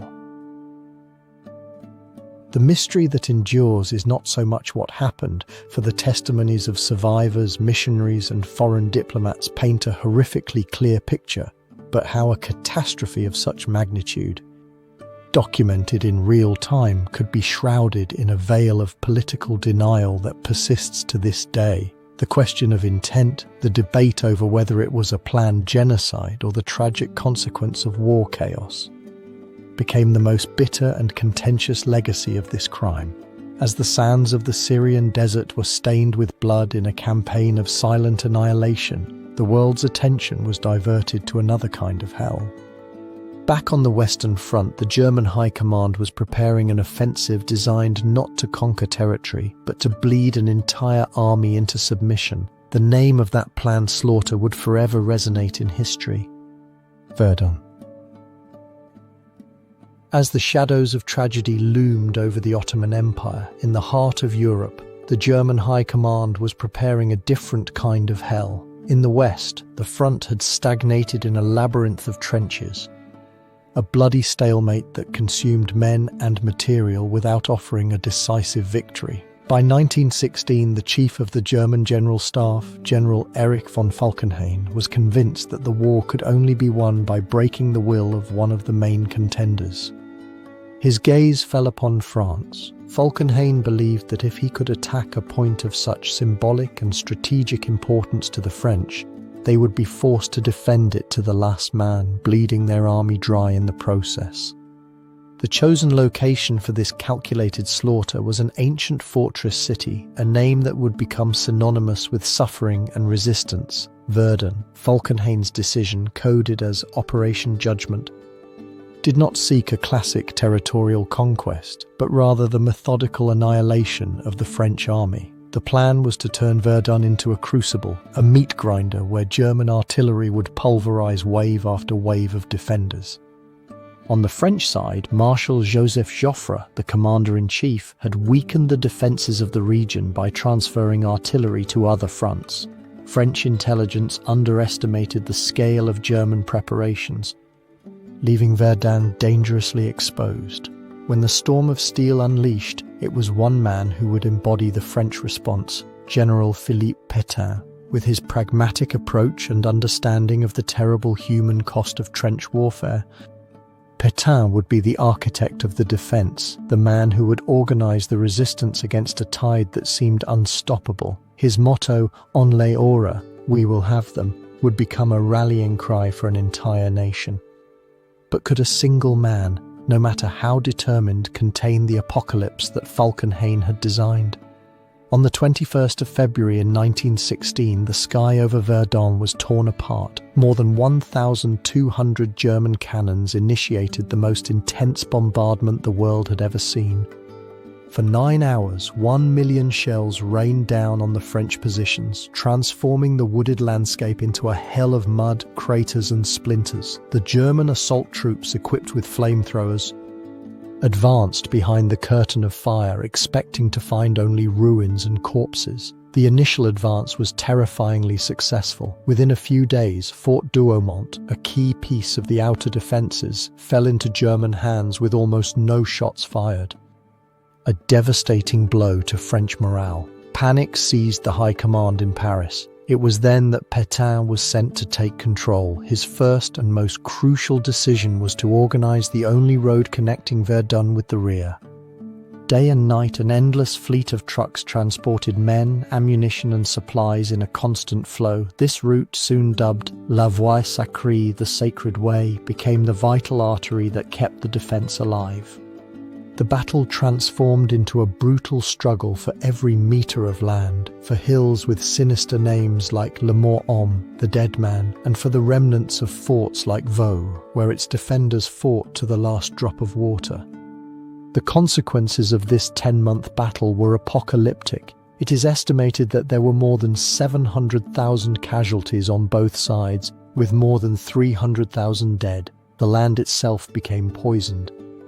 A dead zone littered with millions of unexploded shells and the remains of the fallen, a scar that remains visible on the French landscape a century later. For France, despite the unimaginable cost, Verdun became a sacred symbol of national resistance. Encapsulated in the famous cry, "Ils ne passeront pas," they shall not pass. For the German Empire, it was a catastrophic strategic failure. Falkenhayn's plan to bleed France dry had worked, but Germany bled almost to the same extent. Falkenhayn himself was dismissed in the summer of 1916, his reputation shattered on the fields of Verdun. The German army emerged from the battle as weakened and demoralised as the French. Its offensive capability critically diminished. And here lies the enigma of Verdun. Falkenhayn's strategy of creating a meat grinder is often presented as a devilishly lucid plan. But was it really a deliberate strategy of attrition from the beginning? Or a retrospective justification for a failed breakthrough attempt that bogged down terribly? Some historians argue that the initial objective was, in fact, a more conventional victory, and that the narrative of bleeding was a way to save face when the battle stalled. The mystery persists. Was the German High Command the architect of a new and terrible form of warfare? Or did it simply become trapped in the same infernal machine it had set in motion, unable to stop the maelstrom of destruction it had unleashed, as the French and German armies annihilated each other in the furnace of Verdun? The British and French allies knew they had to act. The pressure on the French lines was unsustainable. A new massive offensive was needed, one that would force the Germans to divert troops and resources from the Verdun front. In the summer of 1916, as the struggle for Verdun reached its peak, a new assault on an even larger scale was being prepared along a quiet river in northern France. That river would give its name to another of the bloodiest battles in history, the Battle of the Somme. If you're enjoying the video, give it a like and subscribe to see more content from the channel. As the machinery of death at Verdun consumed an entire generation of French soldiers, a desperate echo resonated in the Allied headquarters. The French resistance, although heroic, was bleeding out. The pressure was unsustainable.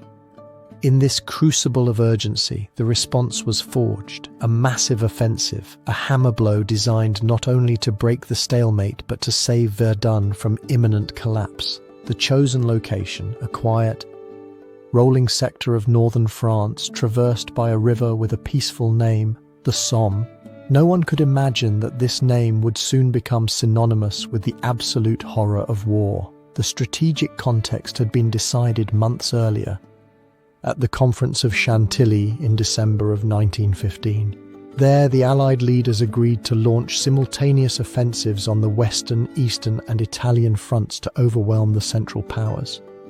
The Anglo-French contribution would be a great battle at the Somme. However, the German offensive at Verdun in February of 1916 radically altered the plan. The operation, conceived as a joint effort led by the French, had to be reconfigured. With the French army trapped in its own existential struggle, the main responsibility fell on the British Empire and its new volunteer army, the so-called Kitchener's Army, largely inexperienced in combat. For them, the Somme would be their baptism of fire, a test of a magnitude that no one had foreseen. Key decisions rested on two central figures. On the British side, the Commander-in-Chief, Field Marshal Sir Douglas Haig. A cavalryman, methodical and tenacious, Haig placed an almost mystical faith in the power of artillery. His plan was simple in conception and brutal in scale, a preliminary bombardment lasting 1 week. The most intense in history up to that point, which would annihilate the German defences, cut the barbed wire and allow his infantry to advance at a marching pace to occupy the empty trenches. Opposing him, German General Fritz von Below commanded the Second Army. Aware of the imminent offensive, his strategy was based on the construction of deep underground shelters, true fortresses of concrete and earth, designed to withstand precisely the type of bombardment that Haig was planning. Could a general's faith in artillery surpass the defensive engineering of his adversary? On the morning of July 1st, 1916, the whistles sounded along 18 miles of front. Loaded with up to 30 kilograms of equipment, the British soldiers rose from their trenches and began to advance in orderly lines across no man's land. They expected to find a lunar landscape devoid of life. Instead, they were met by the unmistakable and deadly sound of German Maxim machine guns emerging from the ruins and beginning to mow down the ranks of attackers with terrifying efficiency.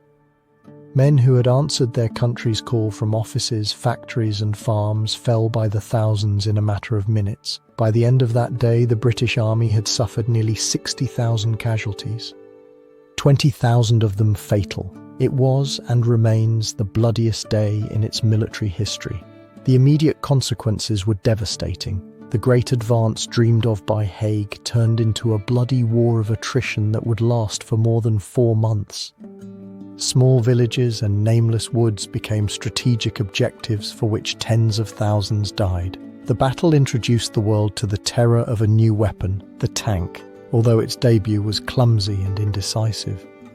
By the time the offensive halted in November, with the arrival of winter, the Allies had advanced barely 10 kilometers. The cost was astronomical. More than 1 million men, among British, French and Germans, were killed or wounded.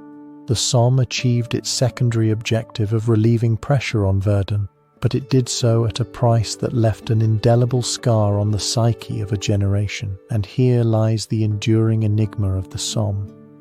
Was it an inevitable tragedy, the necessary price in an industrial war of attrition where victory was measured by the ability to absorb losses? Or was it the result of failed military leadership, of a fatal disconnect between planning in French chateaux and the brutal reality of no man's land? Haig's legacy remains a subject of heated debate, his name caught between the accusation of being a butcher and the defense that he had no other strategic option. The Somme stands as the bleakest monument to the futility of trench warfare. A question whispered by the wind over its tended cemeteries: was it worth it?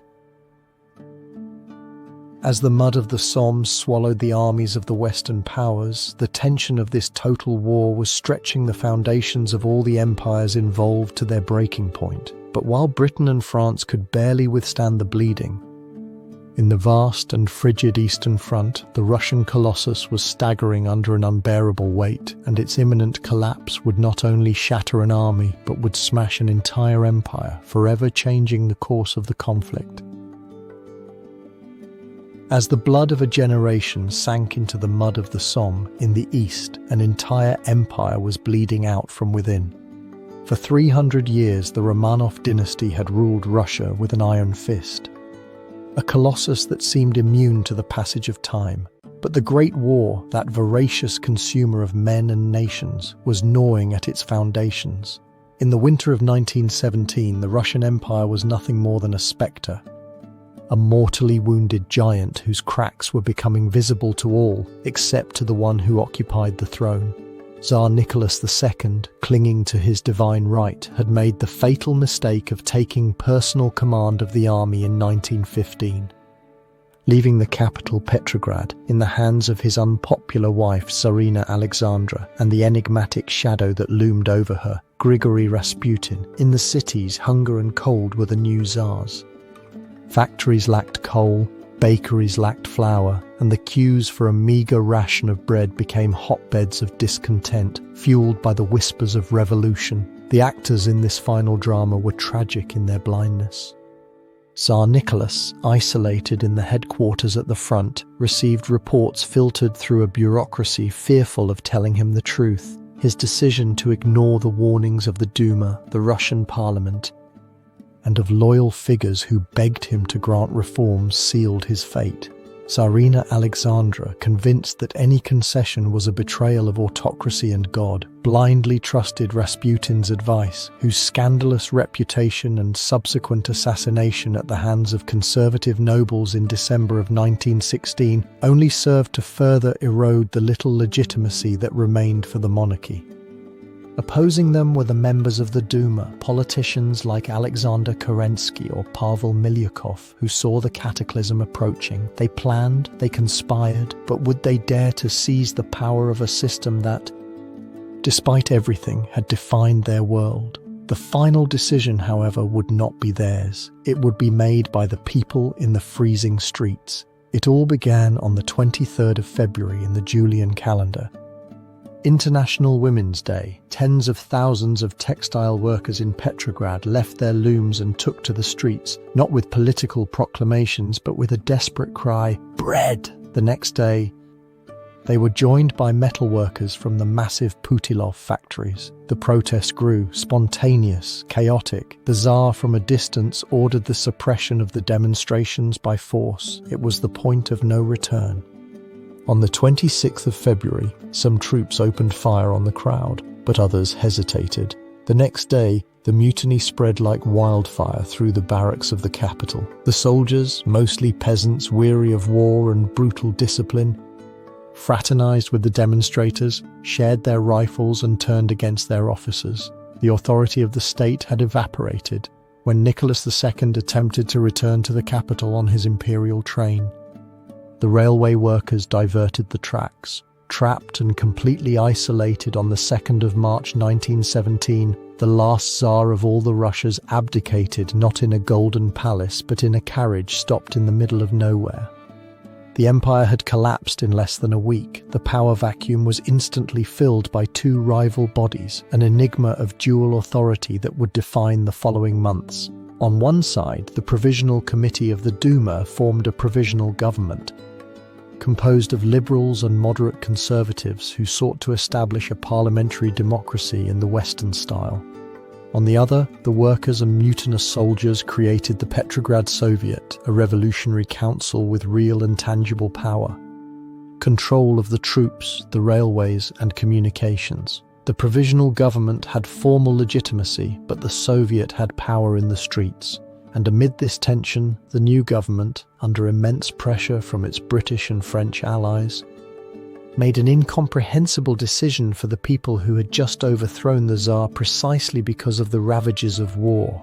They decided to continue the fight against Germany. Kerensky's offensive, launched in July of 1917, was a catastrophic disaster that shattered the remaining morale of the army and the credibility of the government.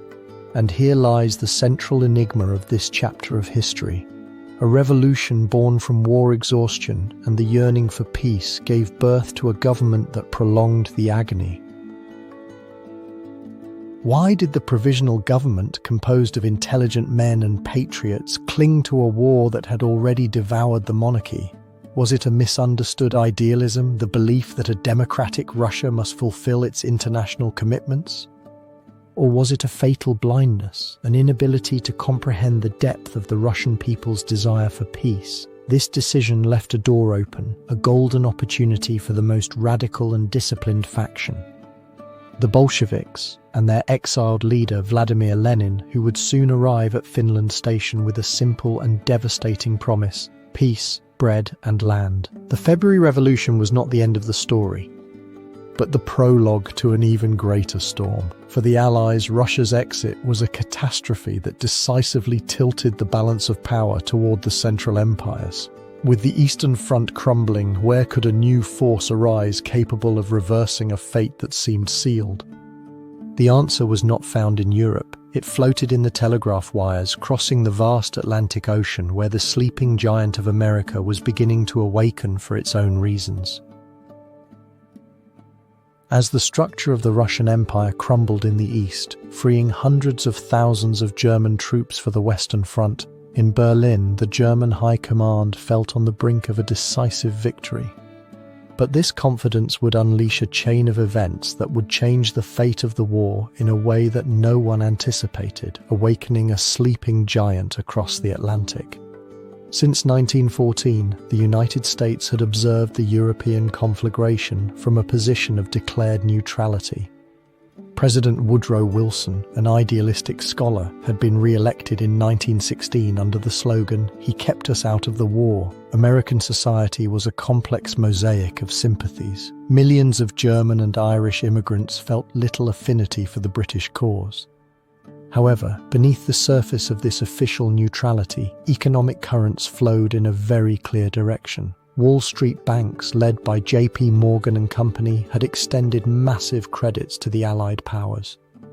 American industry had become the arsenal and granary of Britain and France. This economic dependence was an invisible but unbreakable thread that tied the fate of the United States to that of the Allies. Could a nation truly be neutral when its prosperity depended on the victory of one of the sides? The central figure in this drama was Woodrow Wilson himself, caught between his desire for peace and the growing pressure of events. Wilson navigated turbulent waters. Before him in Germany, real power no longer resided with Kaiser Wilhelm II, but with the military high command personified by Field Marshals Paul von Hindenburg and Erich Ludendorff. For them, the war was a matter of mathematics and logistics. They saw the British naval blockade strangling their nation and believed they had the solution: unrestricted submarine warfare. Their calculation was a deadly gamble. If they could sink enough ships to cut Britain's supply lines, they could force its surrender in 6 months, long before a militarily weak United States could mobilize and transport a significant force to Europe. It was a decision that ignored the warnings of their own diplomats about the American reaction. The escalation was not sudden, but a series of ghostly echoes that accumulated. As early as 1915, the sinking of the British ocean liner Lusitania by a German submarine, which cost the lives of nearly 1,200 civilians, including 128 Americans, had sent shockwaves through public opinion. Germany had yielded to diplomatic pressure and restricted its submarine operations, but the wound never fully healed. On January 31 of 1917, the German ambassador in Washington informed Wilson's government that unrestricted submarine warfare would resume the following day. Any ship, neutral or not, approaching the British Isles would be sunk without warning. For Wilson, it was a direct affront to the sovereignty and rights of neutral nations. But the final blow, the one that transformed outrage into a call to arms, came in the form of an intercepted diplomatic whisper. In January of 1917, the German Foreign Minister Arthur Zimmermann sent a coded telegram to his ambassador in Mexico, intercepted and deciphered by British naval intelligence. Its content was explosive. Zimmermann proposed a military alliance with Mexico in the event that the United States entered the war. In exchange for its support, Germany promised to help Mexico reconquer the lost territory of Texas, New Mexico, and Arizona. The British waited for the perfect moment and, by late February, presented the telegram to Washington.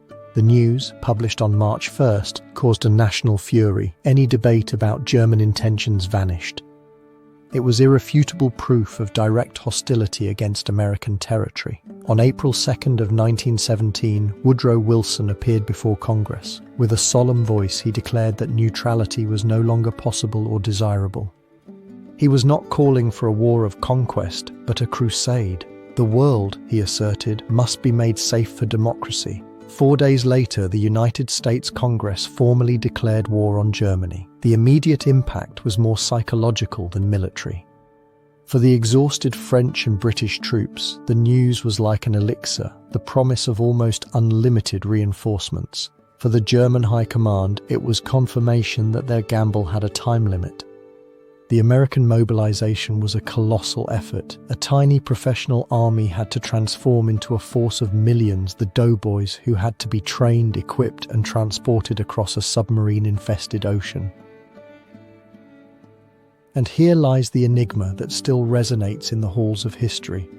Was President Wilson's decision a purely moral act, a crusade to defend democracy from imperial aggression, or was it the cold calculation of an economic and political elite that saw its vast investments in the Allied victory about to evaporate? What weighed more in the balance, the sinking of ships and the lost lives, or the billions of dollars loaned to London and Paris? The legacy of American intervention is a complex shadow, a mix of idealism and pragmatism whose true balance remains a mystery. The American declaration of war did not bring armies overnight, but the inexorable promise of them. For the German High Command, the clock had begun its countdown. They knew they had one last desperate opportunity to break the front before the tide of American power became unstoppable. A final gamble that would be known as the Spring Offensive. The declaration of war by the United States in 1917 was not an immediate thunderclap on the European battlefields, but a distant echo, a shadow stretching over the maps of the German High Command. With Russia's withdrawal from the conflict, sealed by the Treaty of Brest-Litovsk in March of 1918, a window of opportunity, as promising as it was fleeting, had opened. Nearly 50 divisions, 1 million men freed from the Eastern Front, could now be transferred to the West. For the German leadership, besieged by a naval blockade that strangled its population and aware of the immense industrial and human potential of America that would soon be turned against them. Time had become the ultimate enemy. The winter of 1917 to 1918 was not merely a pause in the fighting, it was the foreboding silence before the most desperate move of the war. In Berlin, the atmosphere was a toxic mix of arrogance and panic. The war had to be won now, or it would be lost forever. The architect of this final gamble was General Erich Ludendorff, first quartermaster general of the army, and, in practice, the military dictator of Germany alongside Field Marshal Paul von Hindenburg. Ludendorff, a figure of iron will and tactical brilliance, conceived a plan that broke with 4 years of bloody stalemate. His decision was not to launch another massive frontal assault, but to unleash a new form of warfare. It would be based on surprise, speed, and infiltration. The secret weapon would not be a new tank or gas, but a doctrine, the Sturmtruppen, or assault troops. These elite soldiers, equipped with light weapons and trained to act on initiative, would not stop to fight at the enemy's strongpoints. Their mission was to infiltrate through the lines, sow chaos in the rear, cut communications and leadership, allowing the infantry divisions that followed to deal with mopping up resistance pockets. This tactic would be combined with a barrier of artillery that was short but of unprecedented intensity. The Feuerwalzer, or fire roller, designed to neutralize, not destroy, the Allied defenses just before the assault. Could this bold tactical innovation change the strategic course of the entire war? On March 21 of 1918, under the cover of a dense morning fog, the operation codenamed Kaiserschlacht, the Battle of the Kaiser, began. More than 6,000 pieces of German artillery opened fire across a front of 60 kilometers, pulverizing the positions of the 5th British Army. Hours later, the Sturmtruppen advanced, ghostly and lethal. The effect was devastating. The Allied lines, which had held for years, were shattered.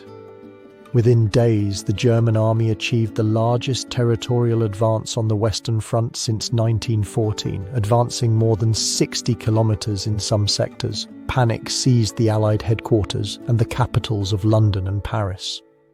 The war of movement had returned, and it seemed that Germany was on the verge of achieving the unthinkable, separating the British and French armies and pushing the British into the sea. Following the success of the first offensive, called Michael, Ludendorff launched a series of subsequent attacks: Georgette, Blucher, York, Gneisenau. Each one bit deeply into Allied territory, dangerously bringing the front closer to Paris, which was being bombarded by the colossal Paris gun from more than 100 kilometers away. However, as the offensive progressed, its own success began to sow the seeds of its failure. The German army, like its predecessors in 1914, was overextending its supply lines. The men and horses, already weakened by years of scarce rations, were exhausted. The ground they were conquering was a wasteland of craters and mud destroyed by their own artillery, which greatly hampered logistical advancement. But the deepest blow was psychological. By invading the trenches and supply depots of the Allies, the German soldiers, hungry and malnourished, discovered an abundance they could not comprehend: cans of meat, white bread, coffee, chocolate and alcohol. Internal propaganda had assured them that the enemy was on the brink of collapse from starvation. The stark reality of Allied opulence shattered German morale. Discipline eroded, and many soldiers stopped to loot instead of pressing the advance. The irreplaceable Sturmtruppen had suffered catastrophic losses, and the momentum was finally lost. Here lies the enigma of the spring offensive. How could such a meticulously planned operation, which achieved the largest territorial advance on the Western Front since 1914, crumble on the threshold of victory? Was it a failure of Ludendorff's strategic vision, which focused on tactical breakthrough without a clear final objective beyond annihilation? Or was it the simple and brutal reality of logistics and the collapse of the morale of an army that had been pushed beyond its physical and psychological limits? The spectre of German victory loomed over Europe in the spring of 1918, a ghost that almost materialized, leaving behind a question that resonates through history. What tiny factor, what decision not made, marked the difference between total triumph and the beginning of the end? The German High Command had bet everything and lost. Their army, exhausted and exposed in a vulnerable salient, now awaited in the tense silence that precedes the storm. They did not know that for the Allies, now unified under the supreme command of Ferdinand Foch and reinforced by the first waves of American troops, that storm already had a name: the Allied Counteroffensive. The echo of the spring offensive, the last great and desperate gamble of the German High Command, faded over the fields of France. But in its wake, it did not leave the longed-for victory in Berlin, but rather the ghost of an army that had reached its limit. The elite troops, the Stoßtruppen, were decimated. The supply lines were dangerously stretched, and morale was an open wound that began to fester. Over this landscape of exhaustion and opportunity, a new strategy, a new momentum began to take shape on the Allied side. The tide, after 4 long years of stalemate and bloodletting, was about to change with a force that few could foresee. In the precarious calm of July 1918, the atmosphere at the Allied headquarters was a mix of caution and renewed energy. The German offensive, although terrifying in its initial push, had failed in its strategic objective of dividing the French and British armies.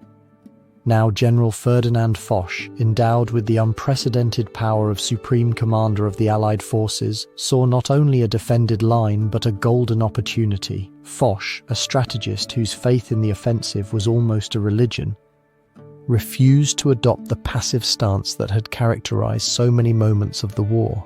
Alongside him, figures such as British Field Marshal Douglas Haig, often criticized for the costly battles of the past, and American General John J. Pershing, eager to prove the worth of his fresh troops, formed a war council that for the first time operated under a unified vision. The crucial decision driven by Foch was to abandon the tactic of responding to German attacks and instead launch a series of rapid, successive and relentless strikes at different points along the front, designed to unbalance and overwhelm the already weakened army of Kaiser Wilhelm II. Could such an aggressive strategy, after years of offensive failures, succeed this time? The answer began to be written in the mist of dawn on the 8th of August 1918 near the city of Amiens. Without the preliminary artillery bombardment that usually heralded major offensives, a combined force of British, Canadian and Australian troops supported by more than 500 tanks and nearly 2,000 aircraft surged upon the unsuspecting German lines. It was a symphony of coordinated destruction. The tanks crushed barbed wire and machine gun nests, the infantry advanced behind them, and the aviation bombed rear positions and communications. The effect was devastating. In a single day, the Allied forces advanced up to 13 kilometers, an unimaginable distance in trench warfare, capturing thousands of prisoners. General Erich Ludendorff, the mastermind behind the German strategy, would later call this day the Black Day of the German army. It was the moment when, in his own words, he realized that the war was lost. But Amiens was not an isolated event. It was the first act of what would be known as the 100 Days Offensive. Foch applied his doctrine relentlessly. When an offensive lost momentum, he launched another in a different sector. The British struck at the Somme, the French at the Aisne, and in September, the 1st American Army, under Pershing's command, erased the Saint-Mihiel salient in a massive operation that demonstrated to the world and to Germany that the industrial and human power of the United States was now a decisive factor on the battlefield. The final blow was directed against the symbolic and physical heart of the German defense, the Hindenburg Line, a system of fortifications believed to be impregnable. By the end of September, in a series of brutal battles, British, Australian, and American troops managed to break through it. The myth of German defensive invincibility was shattered. The immediate consequences of this uninterrupted counteroffensive were catastrophic for the Central Powers. The German retreat was no longer strategic, but a desperate struggle for survival. Entire units dissolved, soldiers surrendered en masse, and discipline, the pillar of the Prussian army, began to crumble. The letters arriving home no longer spoke of duty and victory, but of hunger, despair, and the longing for it all to end. For the Allied High Command, the spectre of a war that could drag on until 1919 or even 1920 dissipated, replaced by the certainty of imminent victory. The advance was so rapid that the logistics of supplying the moving troops became the main challenge, a problem of success they had not faced in 4 years. And here, at the heart of this dramatic turnaround, lies a persistent enigma. History records the Allied victory, but the mystery resides in the speed and totality of the German collapse. How could one of the most formidable military machines in history, which just a few months earlier had been at the gates of Paris, disintegrate with such swiftness? Was it simply the numerical weight of American troops? Was it the tactical innovation of the combined use of tanks and aircraft? Or was the military defeat on the battlefield merely the final symptom of a deeper illness? A moral and political collapse that had already begun to corrode the empire from within? The breaking of the front lines was not just a military defeat, it was the shockwave that would travel eastward, toward the very hearts of the empires. And as German soldiers retreated in disorder in Berlin and Vienna, the foundations of centuries-old thrones began to tremble, heralding the imminent collapse of the Central Empires. That wall of steel and will that the Allies had erected in their counteroffensive not only halted the German advance, it was the shockwave that shattered the very foundations of the Central Empires. Beyond the front, in the palaces of Vienna, Berlin, and Constantinople, a tense silence heralded the end. The echo of 4 years of war, of broken promises and an unprecedented human toll was about to exact its final price. The air in the autumn of 1918 not only smelled of gunpowder and decay, but also of revolution. In Germany, the civilian population, subjected to an unrelenting British naval blockade, suffered from hunger and extreme deprivation. A stark contrast to the official propaganda of the High Command that continued to promise imminent victory. In the Austro-Hungarian Empire, the mosaic of nationalities that Emperor Franz Joseph had held together with an iron fist was now boiling in a crucible of resentment. Czechs, Slovaks, Poles, Hungarians, and South Slavs no longer saw Vienna as their capital, but as their jailer. And in the Ottoman Empire, the so-called sick man of Europe, the war had been the terminal illness. With its armies decimated and its Arab territories in open rebellion, the decisions that sealed this fate were made not on the battlefields but in offices lined with mahogany and palace corridors. In Germany, Real power no longer resided with Kaiser Wilhelm II, but with his military high command, a de facto dictatorship led by Field Marshal Paul von Hindenburg and above all by General Erich Ludendorff. It was Ludendorff who, on the 29th of September in 1918, after suffering a nervous breakdown upon realizing that the war was lost, made a cynical and momentous decision. He demanded that the government request an immediate armistice. But his plan had a double edge: to transfer power to a civilian government so that it would be the politicians, not the military, who would bear the humiliation of surrender. Meanwhile, in Vienna, the young and tragic Emperor Charles I, who had desperately tried to negotiate a separate peace, watched as his empire disintegrated before his eyes. His last letter, the manifesto of the 16th of October promising to transform Austria into a federal state, arrived too late. No one was listening to him anymore. In Constantinople, the triumvirate of the three pashas, who had dragged the empire into war and orchestrated the Armenian Genocide, simply vanished, fleeing the country aboard a German submarine and leaving a power vacuum that a new administration would have to fill to negotiate the inevitable surrender. The collapse was dizzying, an unstoppable chain reaction. The first domino to fall was Bulgaria, which signed an armistice on the 29th of September, opening the southern flank of the Central Empires. A month later, on the 30th of October, the Ottoman Empire, with its armies in Syria and Mesopotamia annihilated by British and Arab forces, capitulated with the signing of the Armistice of Mudros. The focus then shifted to Austria-Hungary, as Italian troops launched their final offensive at Vittorio Veneto. The empire was dissolving from within. On the 28th of October, Prague declared the independence of Czechoslovakia. The next day, the South Slavs proclaimed the state of Slovenes, Croats and Serbs. On the 31st of October, Hungary broke its centuries-old union with Austria. On the 3rd of November, representatives of Emperor Charles signed the armistice, but which empire did they represent anymore? It was a ghost signing its own death certificate. Finally, all eyes turned to Germany. The High Command's order to send the fleet into one last suicidal battle against the Royal Navy was the spark that ignited the prairie. On the 29th of October, sailors at the naval base of Kiel mutinied. The rebellion spread like wildfire, becoming a revolution that swept the country. On the 9th of November, amid widespread chaos, Kaiser Wilhelm II abdicated and fled to the Netherlands, bringing an end to 500 years of the Hohenzollern dynasty. That same day, from a balcony of the Reichstag, the German Republic was proclaimed. The immediate consequences were a geopolitical cataclysm. Three of the oldest and most powerful dynasties in Europe, the Hohenzollerns, the Habsburgs and the Ottomans, disappeared within weeks.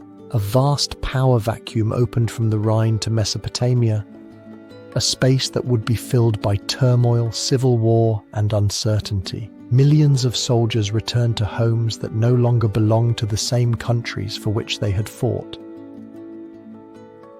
The map of Europe, stable for generations, had been shattered, and its fragments would be the seeds of future conflicts. Ludendorff's plan had worked perfectly. The German army, undefeated on its own territory, was able to withdraw in order, feeding the dangerous myth of the stab in the back, the idea that the war was not lost on the front, but due to the betrayal of politicians and revolutionaries at home. A shadow that would ominously loom over the coming decades. And here lies the true enigma of this collapse. How is it possible that power structures that had endured for centuries, that had survived countless wars and crises, vanished with such astonishing speed? Was it simply the unbearable weight of military defeat, or did the war merely act as an accelerant for an internal decay that had been brewing for a long time? The mystery is not that they fell, but the speed of the implosion, the almost instantaneous evaporation of loyalty and authority. It was as if, with the breaking of the spell of monarchy and empire, only chaos remained. With the thrones empty and the streets ablaze, the task of stopping the slaughter fell to men who now represented nations that barely existed. Their fate and that of Europe would be decided in the clearing of a forest, in a train carriage, in a place that would go down in history: Compiègne. The collapse of the Central Empires was not a thunderclap, but a silence that stretched from the Balkans to the plains of Flanders, a silence pregnant with panic, as Austria-Hungary and the Ottoman Empire disintegrated. In Berlin, the German High Command, led by Marshals Paul von Hindenburg and Erich Ludendorff, faced an inescapable truth: the war was lost. The spring offensive had failed, and the Allied counteroffensive had shattered the will of the army. In the autumn of 1918, Germany was a nation on the brink of the abyss. The Allied naval blockade had left the civilian population in a state of famine. The Spanish flu was claiming lives with a ferocity that rivaled machine guns. And in the northern ports such as Kiel, sailors were mutinying, refusing one last suicidal sortie to sea. The shadow of revolution, which had already consumed Russia, now loomed over the Reich itself. It was in this climate of despair that Ludendorff and Hindenburg made a decision that would mark the future of Germany. On the 29th of September, they informed Kaiser Wilhelm II that military victory was impossible. But their recommendation came with a crucial twist. They suggested transferring power to a civilian government so that it, and not the army, would request peace. It was a calculated maneuver to protect the prestige of the military caste. An act that would sow the seeds of a bitter legacy. The chosen leader for this transitional government was Prince Max of Baden, a liberal-minded aristocrat who was entrusted with the impossible task of negotiating an honourable peace. On the Allied side, the dominant figure was French Marshal Ferdinand Foch, Supreme Allied Commander, a man hardened by 4 years of carnage and little inclined to clemency, floating above all like a distant promise. Were the 14 points of United States President Woodrow Wilson, a plan for a just peace that the new German government saw as its only lifeline. In early October, Prince Max's government contacted Wilson, accepting his 14 points as the basis for negotiations. But the weeks that followed were an agonizing diplomatic dance. Wilson demanded the German withdrawal from all occupied territories and, increasingly insistently, the abdication of the Kaiser as proof of true democratization. As telegrams crossed the Atlantic, the front was crumbling and internal unrest in Germany reached its peak. Finally, on the 9th of November, the Kaiser abdicated and fled to the Netherlands. Germany was proclaimed a republic. The delegation tasked with signing the inevitable was already on its way. Its leader was not a general, but a civilian. Matthias Erzberger, a politician from the Centre Party. The choice was not accidental. The High Command ensured that a civilian would wield the pen that would sign the surrender. His journey through the front lines was a descent into a nightmare landscape, a world of craters, mud, and death, until he reached a secluded clearing in the Compiègne forest, north of Paris. There, inside a train carriage number 2419D, Marshal Foch awaited them. There was no negotiation. Foch, with unyielding coldness, read the terms. They were brutal. Germany had to evacuate France, Belgium, Alsace-Lorraine, and Luxembourg within 15 days. It had to surrender thousands of cannons, machine guns and airplanes, its entire submarine fleet, and hand over its most modern warships to be interned.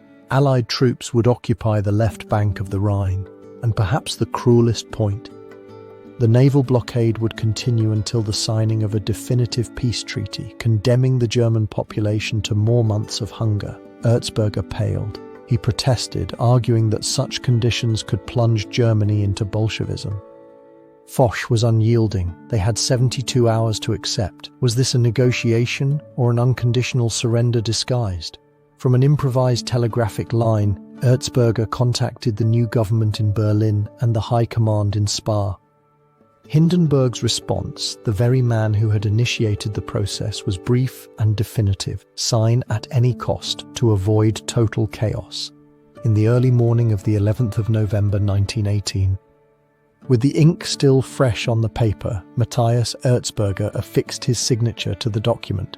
It was agreed that hostilities would cease at 11 in the morning. The impact was immediate and profound. At the 11th hour of the 11th day of the 11th month, an unnatural silence fell over the Western Front. Soldiers, incredulous, slowly emerged from their trenches, not to fight, but to gaze at the enemy in a shared silence of exhaustion and relief. But in Germany, the news was met with astonishment. Government and military propaganda had concealed the gravity of the situation, and many civilians believed their armies remained undefeated on foreign soil. This dissonance created the perfect void for a poisonous myth to flourish. The Dolchstoßlegende, the legend of the stab in the back. The army had not been defeated on the battlefield, nationalists whispered, but betrayed by civilian politicians, socialists and Jews at home. Erzberger and the other signatories were labelled November criminals. The true enigma of Compiègne is not why it was signed, but who would bear the weight of defeat. The train carriage, in its wooded solitude, was not only the setting for the end of a war, but the cradle of the justification for the next. But when the echo of the last shot faded at 11 in the morning, what remained was not the euphoria of victory, but the overwhelming silence of a continent in ruins. The end of hostilities now revealed the true wound, deep and festering, that the war had left on the body of Europe. And its immediate consequences would be more devastating than anyone could imagine. That silence, the one that followed the last shot in Compiègne, did not bring peace. It brought an echo, a sepulchral echo that reverberated from the Alps to the North Sea, revealing the true scale of the catastrophe. The war had ended, but its shadow was just beginning to stretch over a ghostly continent. Europe in November of 1918 was not a place of celebration, but a vast stage of ruin and disorientation. The atmosphere was one of absolute exhaustion, a collective paralysis. The governments that had driven the slaughter now faced a challenge for which they were unprepared: managing the void. The German Empire had collapsed with the abdication of Kaiser Wilhelm II, leaving the provisional government of Friedrich Ebert with the impossible task of governing a humiliated and starving nation. In Vienna, the glorious Austro-Hungarian Empire was disintegrating into a mosaic of new and conflicting nationalities. And in the East, the spectre of the Bolshevik Revolution, which had already consumed Russia, terrified the ruling elites across Europe. In this landscape of fallen empires, key decisions no longer belonged solely to generals, but to politicians who had to manage the chaos. The Allied powers, led by the often conflicting visions of the idealistic American Woodrow Wilson, the pragmatic British David Lloyd George, and above all, the uncompromising French Georges Clemenceau, faced a monumental dilemma. Their immediate primary concern was not peace, but control, the decision to maintain the naval blockade on Germany even after the Armistice, a measure firmly driven by the French government to ensure German submission, condemned thousands of civilians to additional months of starvation. Meanwhile, the demobilization of millions of soldiers became a logistical and social nightmare. What to do with these men, torn from civilian life, trained to kill and now returned, many of them physically and psychologically mutilated, to a society they no longer recognized and that did not know how to welcome them? The developments of the months that followed the armistice were a slow and painful revelation of the true cost of the war. The first wave was the human one, more than 10 million soldiers dead, a figure so vast that it defies comprehension. But they were joined by millions of civilians, victims of hunger, disease and collateral violence. An entire generation of young Europeans, the so-called lost generation, had been decimated. Those who returned were spectres, bearers of a trauma that the medicine of the time was just beginning to name war neurosis. The silence of the trenches was replaced by silence at family tables, where empty seats were a perpetual reminder. And over this landscape of mourning, a new silent plague spread with terrifying virulence, the misnamed Spanish flu, which would kill more people worldwide than the war itself, finding in the weakened and displaced populations of Europe fertile ground for its spread. The economic consequences were equally apocalyptic. France and Belgium presented a lunar landscape in their northeastern regions, with entire cities reduced to rubble, agricultural fields sown with shrapnel and unexploded ammunition, and coal mines deliberately flooded by the German army in its retreat. The debt of the warring nations was astronomical. The British and French governments had financed the war by taking massive loans, primarily from the United States, turning the North American nation into the world's main creditor. Germany, for its part, had financed its war effort simply by printing money, laying the groundwork for the catastrophic hyperinflation that would destroy its economy a few years later. The industrial fabric of Europe, reconfigured for the mass production of weapons, suddenly found itself obsolete and useless. International trade was shattered. Europe, which had been the financial and manufacturing center of the planet, was now a bankrupt continent. And here lies the central enigma of this moment, suspended in time. The war had been fought supposedly to restore order, to defend civilization, to be the war to end all wars. However, its immediate end did not bring order, but a deeper disorder. It did not bring prosperity, but widespread misery. How could a lasting peace be forged on the foundations of so much ruin and resentment? Was it possible to build a new world, or was the shadow of the Great War destined to loom over the future, engendering new conflicts? Military victory was a fact, but peace remained an unfathomable mystery. The answer to that enigma, or at least the attempt to find it, did not await in the desolate battlefields, but in the opulent salons of Paris. There, the architects of victory would gather to draft not only a treaty, but the supposed testament of the war and the map of a new world. In the wake of the economic devastation and profound social trauma left by the war, an echo of hope and resentment resonated equally in the capitals of the victors. The silence of the guns in November of 1918 was not the end of the story, but the prelude to a new conflict, one that would be fought not in the trenches, but in the opulent salons of Paris. The world longed for peace, but the enigma that hung in the air was what form that peace would take. Would it be one of reconciliation or one of revenge? In January of 1919, the Paris Peace Conference brought together the Allied powers. The atmosphere in the French capital was a strange mix of euphoria and mourning. While the streets celebrated victory, the shadow of millions of dead and a northern France in ruins weighed heavily on every deliberation. Idealism clashed head-on with the harshest pragmatism. The defeated powers, especially Germany, were not invited to negotiate. They would be summoned only to receive the terms. This decision, made from the outset, sowed the first seed of what the Germans would call the diktat, the imposed peace. The crucial decisions fell on the shoulders of the Big Four. On one side was the American President Woodrow Wilson, an idealistic scholar who arrived in Europe with his 14 points. A plan for a just peace and the creation of a League of Nations to prevent future wars. Opposite him sat Georges Clemenceau, the French Prime Minister, nicknamed the Tiger, having witnessed Germany invade France twice in his lifetime. His goal was simple and brutal: to ensure that Germany could never again pose a threat.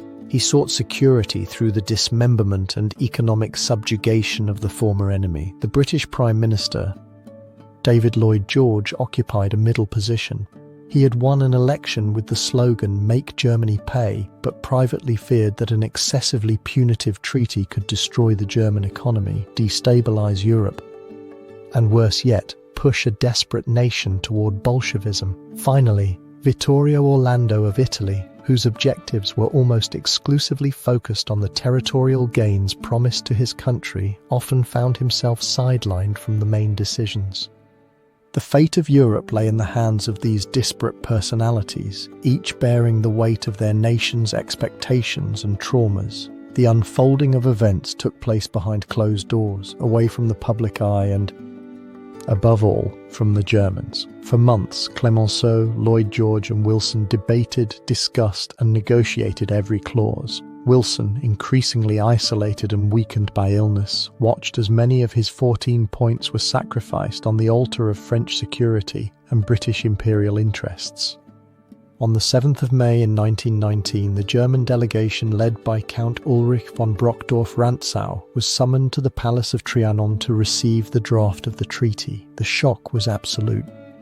The terms were far harsher than they had ever imagined based on Wilson's promise. The document, which would be presented in the Hall of Mirrors at Versailles, the very place where the German Empire was proclaimed in 1871, was a calculated humiliation.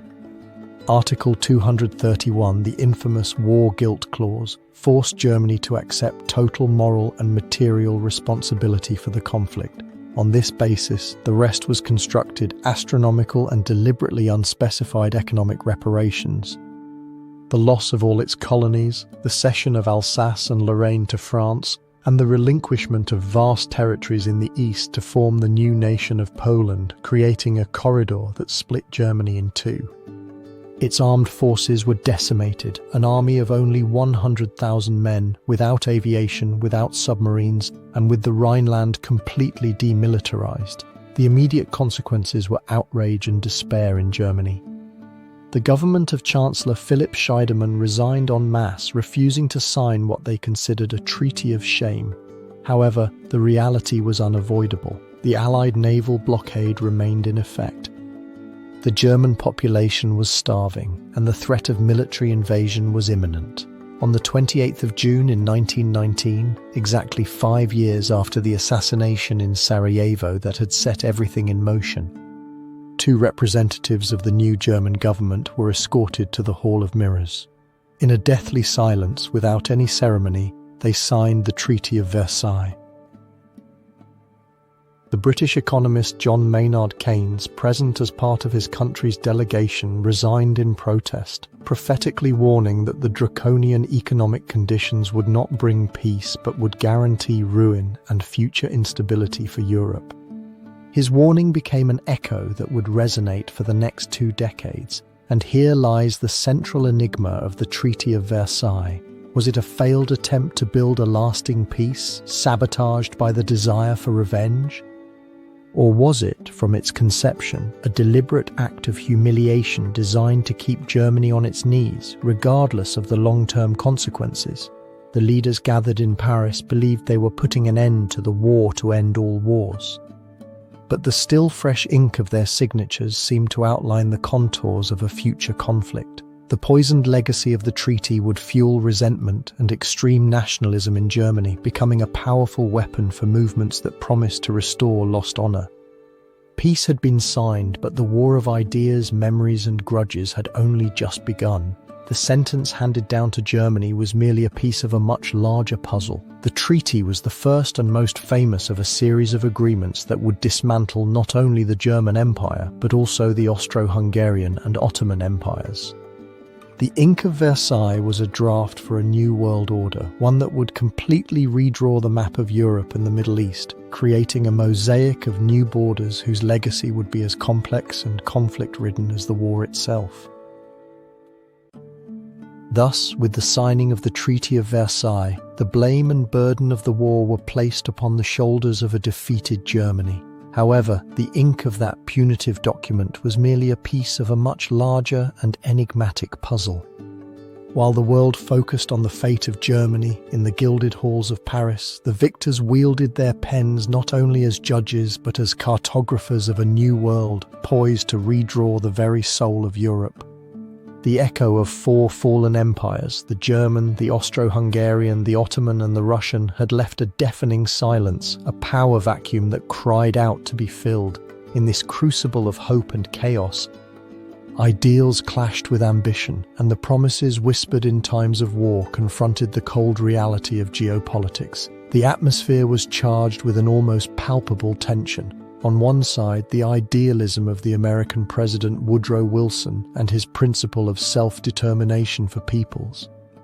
On the other, the strategic interests and old scars of powers like France and Great Britain.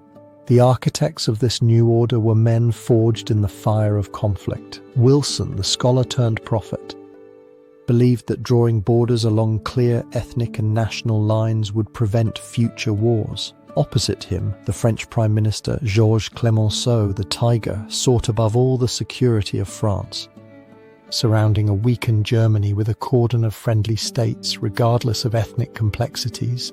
And among them, David Lloyd George of Great Britain, pragmatic and calculating, attempted to balance power on the continent to ensure the primacy of his own empire.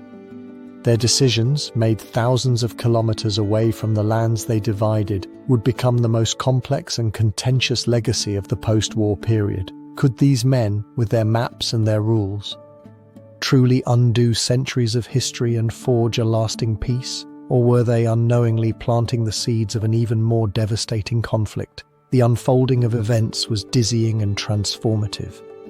The great corpse of the Austro-Hungarian Empire was the first to be dismembered. From its entrails, entire nations were born. Austria and Hungary were reduced to small republics, shadows of their former imperial glory.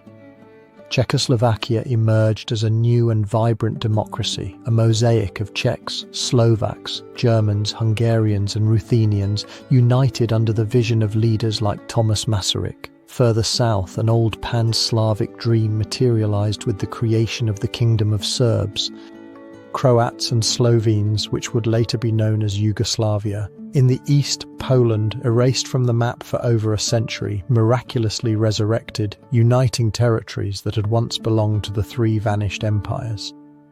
But each new line drawn on the map created new fractures. The Polish corridor, designed to give the new nation access to the sea, separated East Prussia from the rest of Germany, becoming an open wound and a future pretext for aggression.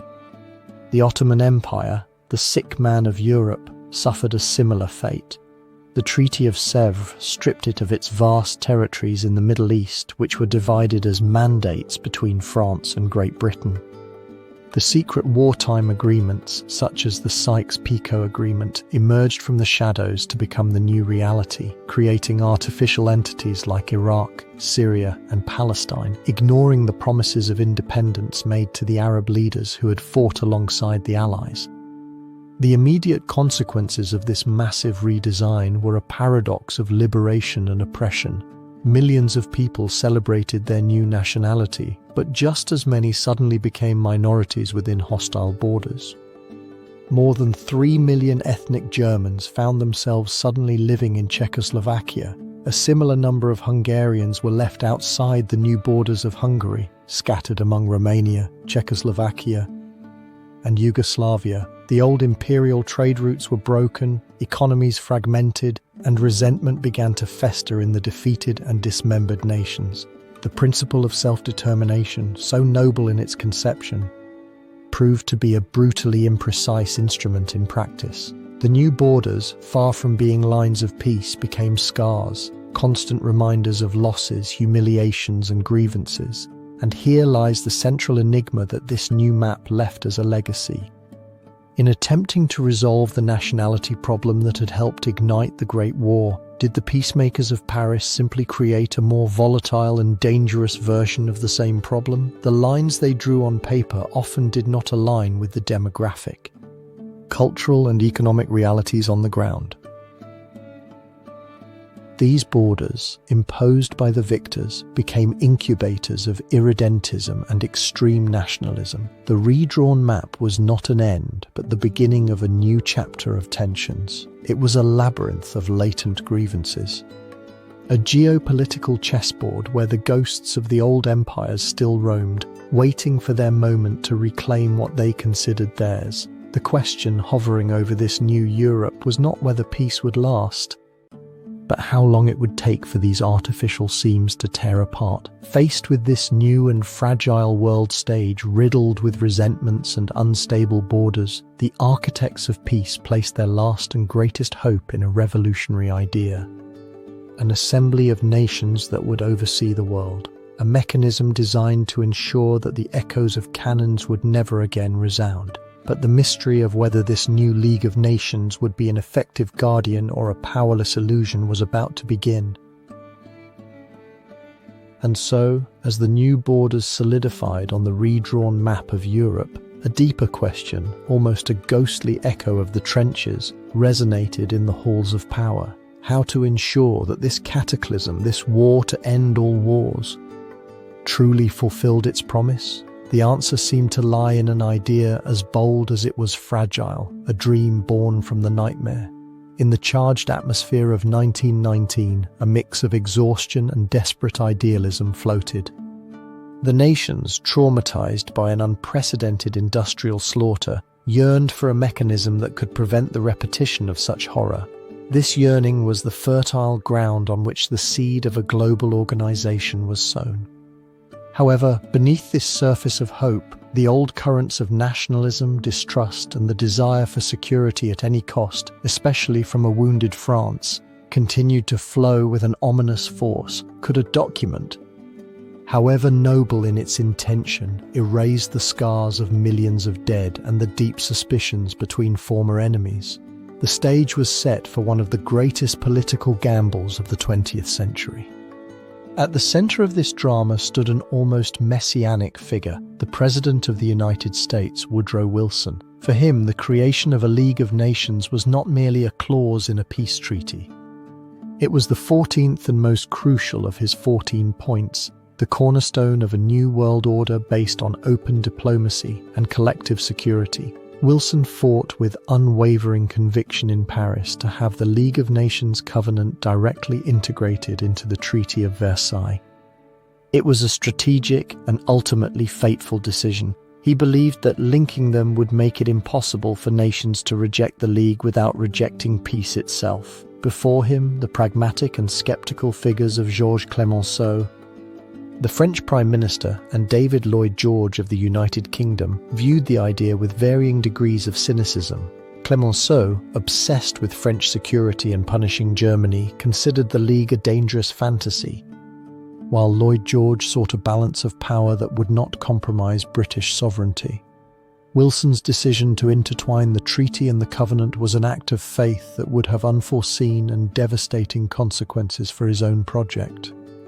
The unfolding of events became a tragedy of high aspirations. In Geneva, Switzerland, a neutral city, the headquarters of the new organization was established in 1920. Its main bodies, an assembly for all members and a council dominated by the victorious powers, began to function. The central principle was Article 10 of the Covenant, which committed members to respect and preserve the territorial integrity and political independence of one another against external aggression.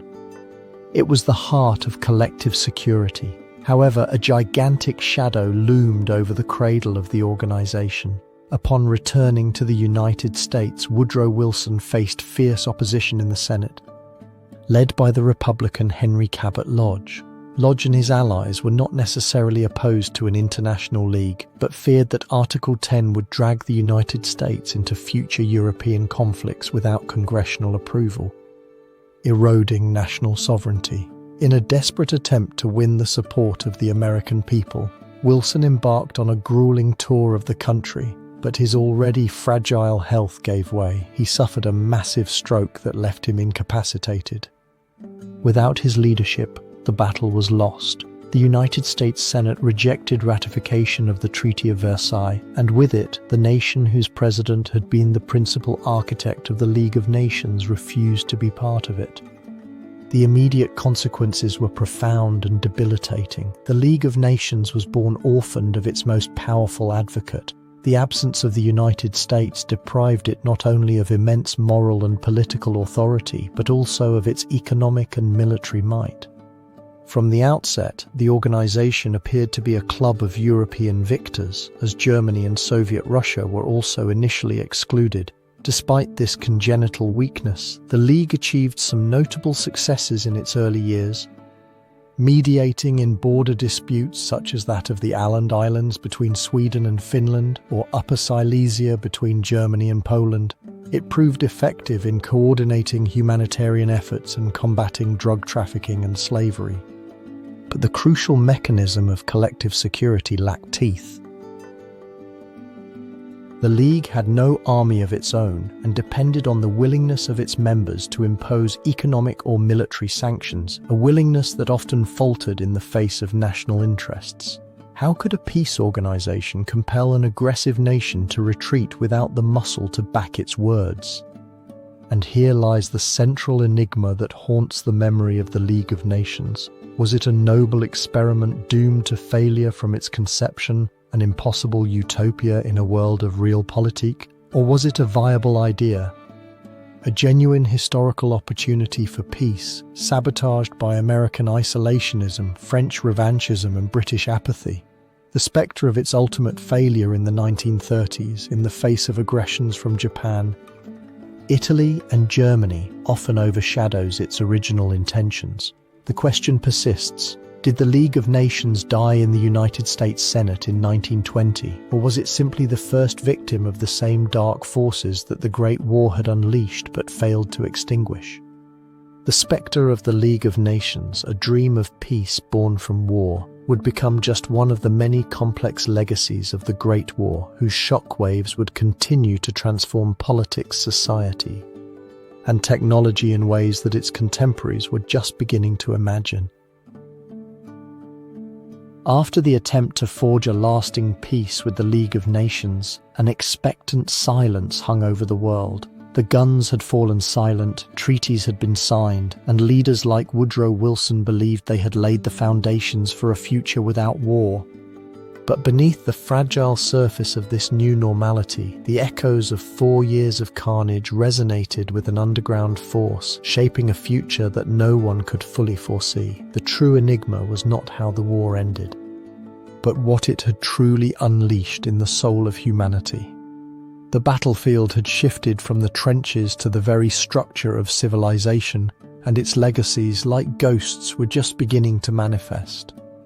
The architects of the post-war era, from the uncompromising Georges Clemenceau in France to the idealistic Wilson, made decisions that dismantled millennia-old empires. The Romanovs, the Habsburgs, the Hohenzollerns, and the Ottoman sultans were now figures of a bygone past. Upon their ruins, the governments of new nations such as Poland or Czechoslovakia struggled to build an identity. But these decisions, made in the opulent halls of Versailles, also sowed seeds of deep resentment. The government of the Weimar Republic in Germany, for example, was forced to accept a war guilt that much of its population considered unjust, a wound that would poison European politics for 2 decades. Meanwhile, in the social sphere, figures like the British suffragist Millicent Fawcett saw how women's work during the war became an irrefutable argument for the right to vote.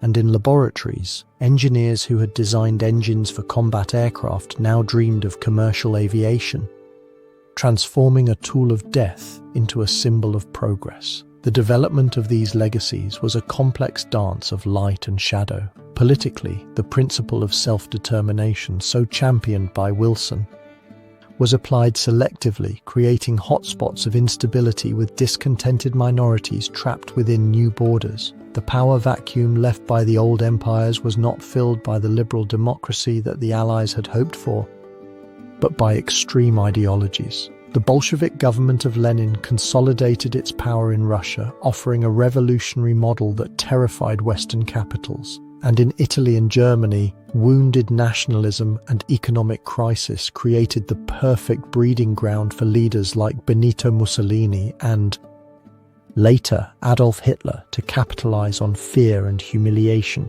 Was the Treaty of Versailles, in its attempt to punish, the unintentional catalyst for an even greater evil? Socially, the transformation was, if anything, deeper. Millions of men returned home with wounds not only physical, but also psychological. The term shell shock barely managed to describe the trauma that tormented the so-called lost generation. A disillusionment immortalized by writers like Erich Maria Remarque and Ernest Hemingway. Faith in old hierarchies in aristocracy, in the church, in the unquestionable authority of the state had been shattered in the mud of the Somme and Verdun. Women, having tasted economic and social independence, were unwilling to return to the domestic sphere without more, accelerating a gender revolution that would redefine family and work. But the most ambivalent legacy was the technological one. The war had been a formidable accelerator of innovation. Medicine made extraordinary advances in plastic surgery, prosthetics, and blood transfusions, all to repair the bodies that the war itself had shattered. Radio communication, perfected to coordinate attacks, would soon connect the world in ways never before imagined. Aviation went from being a curiosity to an industry. However, this very technological explosion left a dark legacy. The normalization of industrial slaughter, poison gas, tanks, and aerial bombardments had demonstrated the terrifying efficiency with which science could be put to the service of destruction. The immediate consequences of these legacies were an era of feverish contradictions. The Roaring Twenties surged with jazz, social liberation, and a speculative economic boom, while in the shadows, hyperinflation devastated the German middle class and the League of Nations proved powerless against the first aggressions of the 1930s. Each advance seemed to have its sinister counterpart. Each step toward modernity seemed to drag along the traumatic memory of the war that was supposed to end all wars. And here lies the final enigma of the Great War. It was not a simple conflict that ended with an armistice in a train carriage. It was a fracture in history, a cataclysm that not only redrew maps but also reconfigured the human psyche, technology, and the very concept of power. The question that hovers over the graves of millions of people is not who won or lost, but what was truly learned from such immense sacrifice. Had the horror been a sufficient warning for humanity to change its course, or was it merely the bloody prologue to an even greater darkness, a dress rehearsal for a catastrophe that awaited just around the corner? The silence in the fields of Flanders was not the end of the story, but the birth of a new century, forged in fire and forever defined by the invisible scars and indelible echoes of the Great War.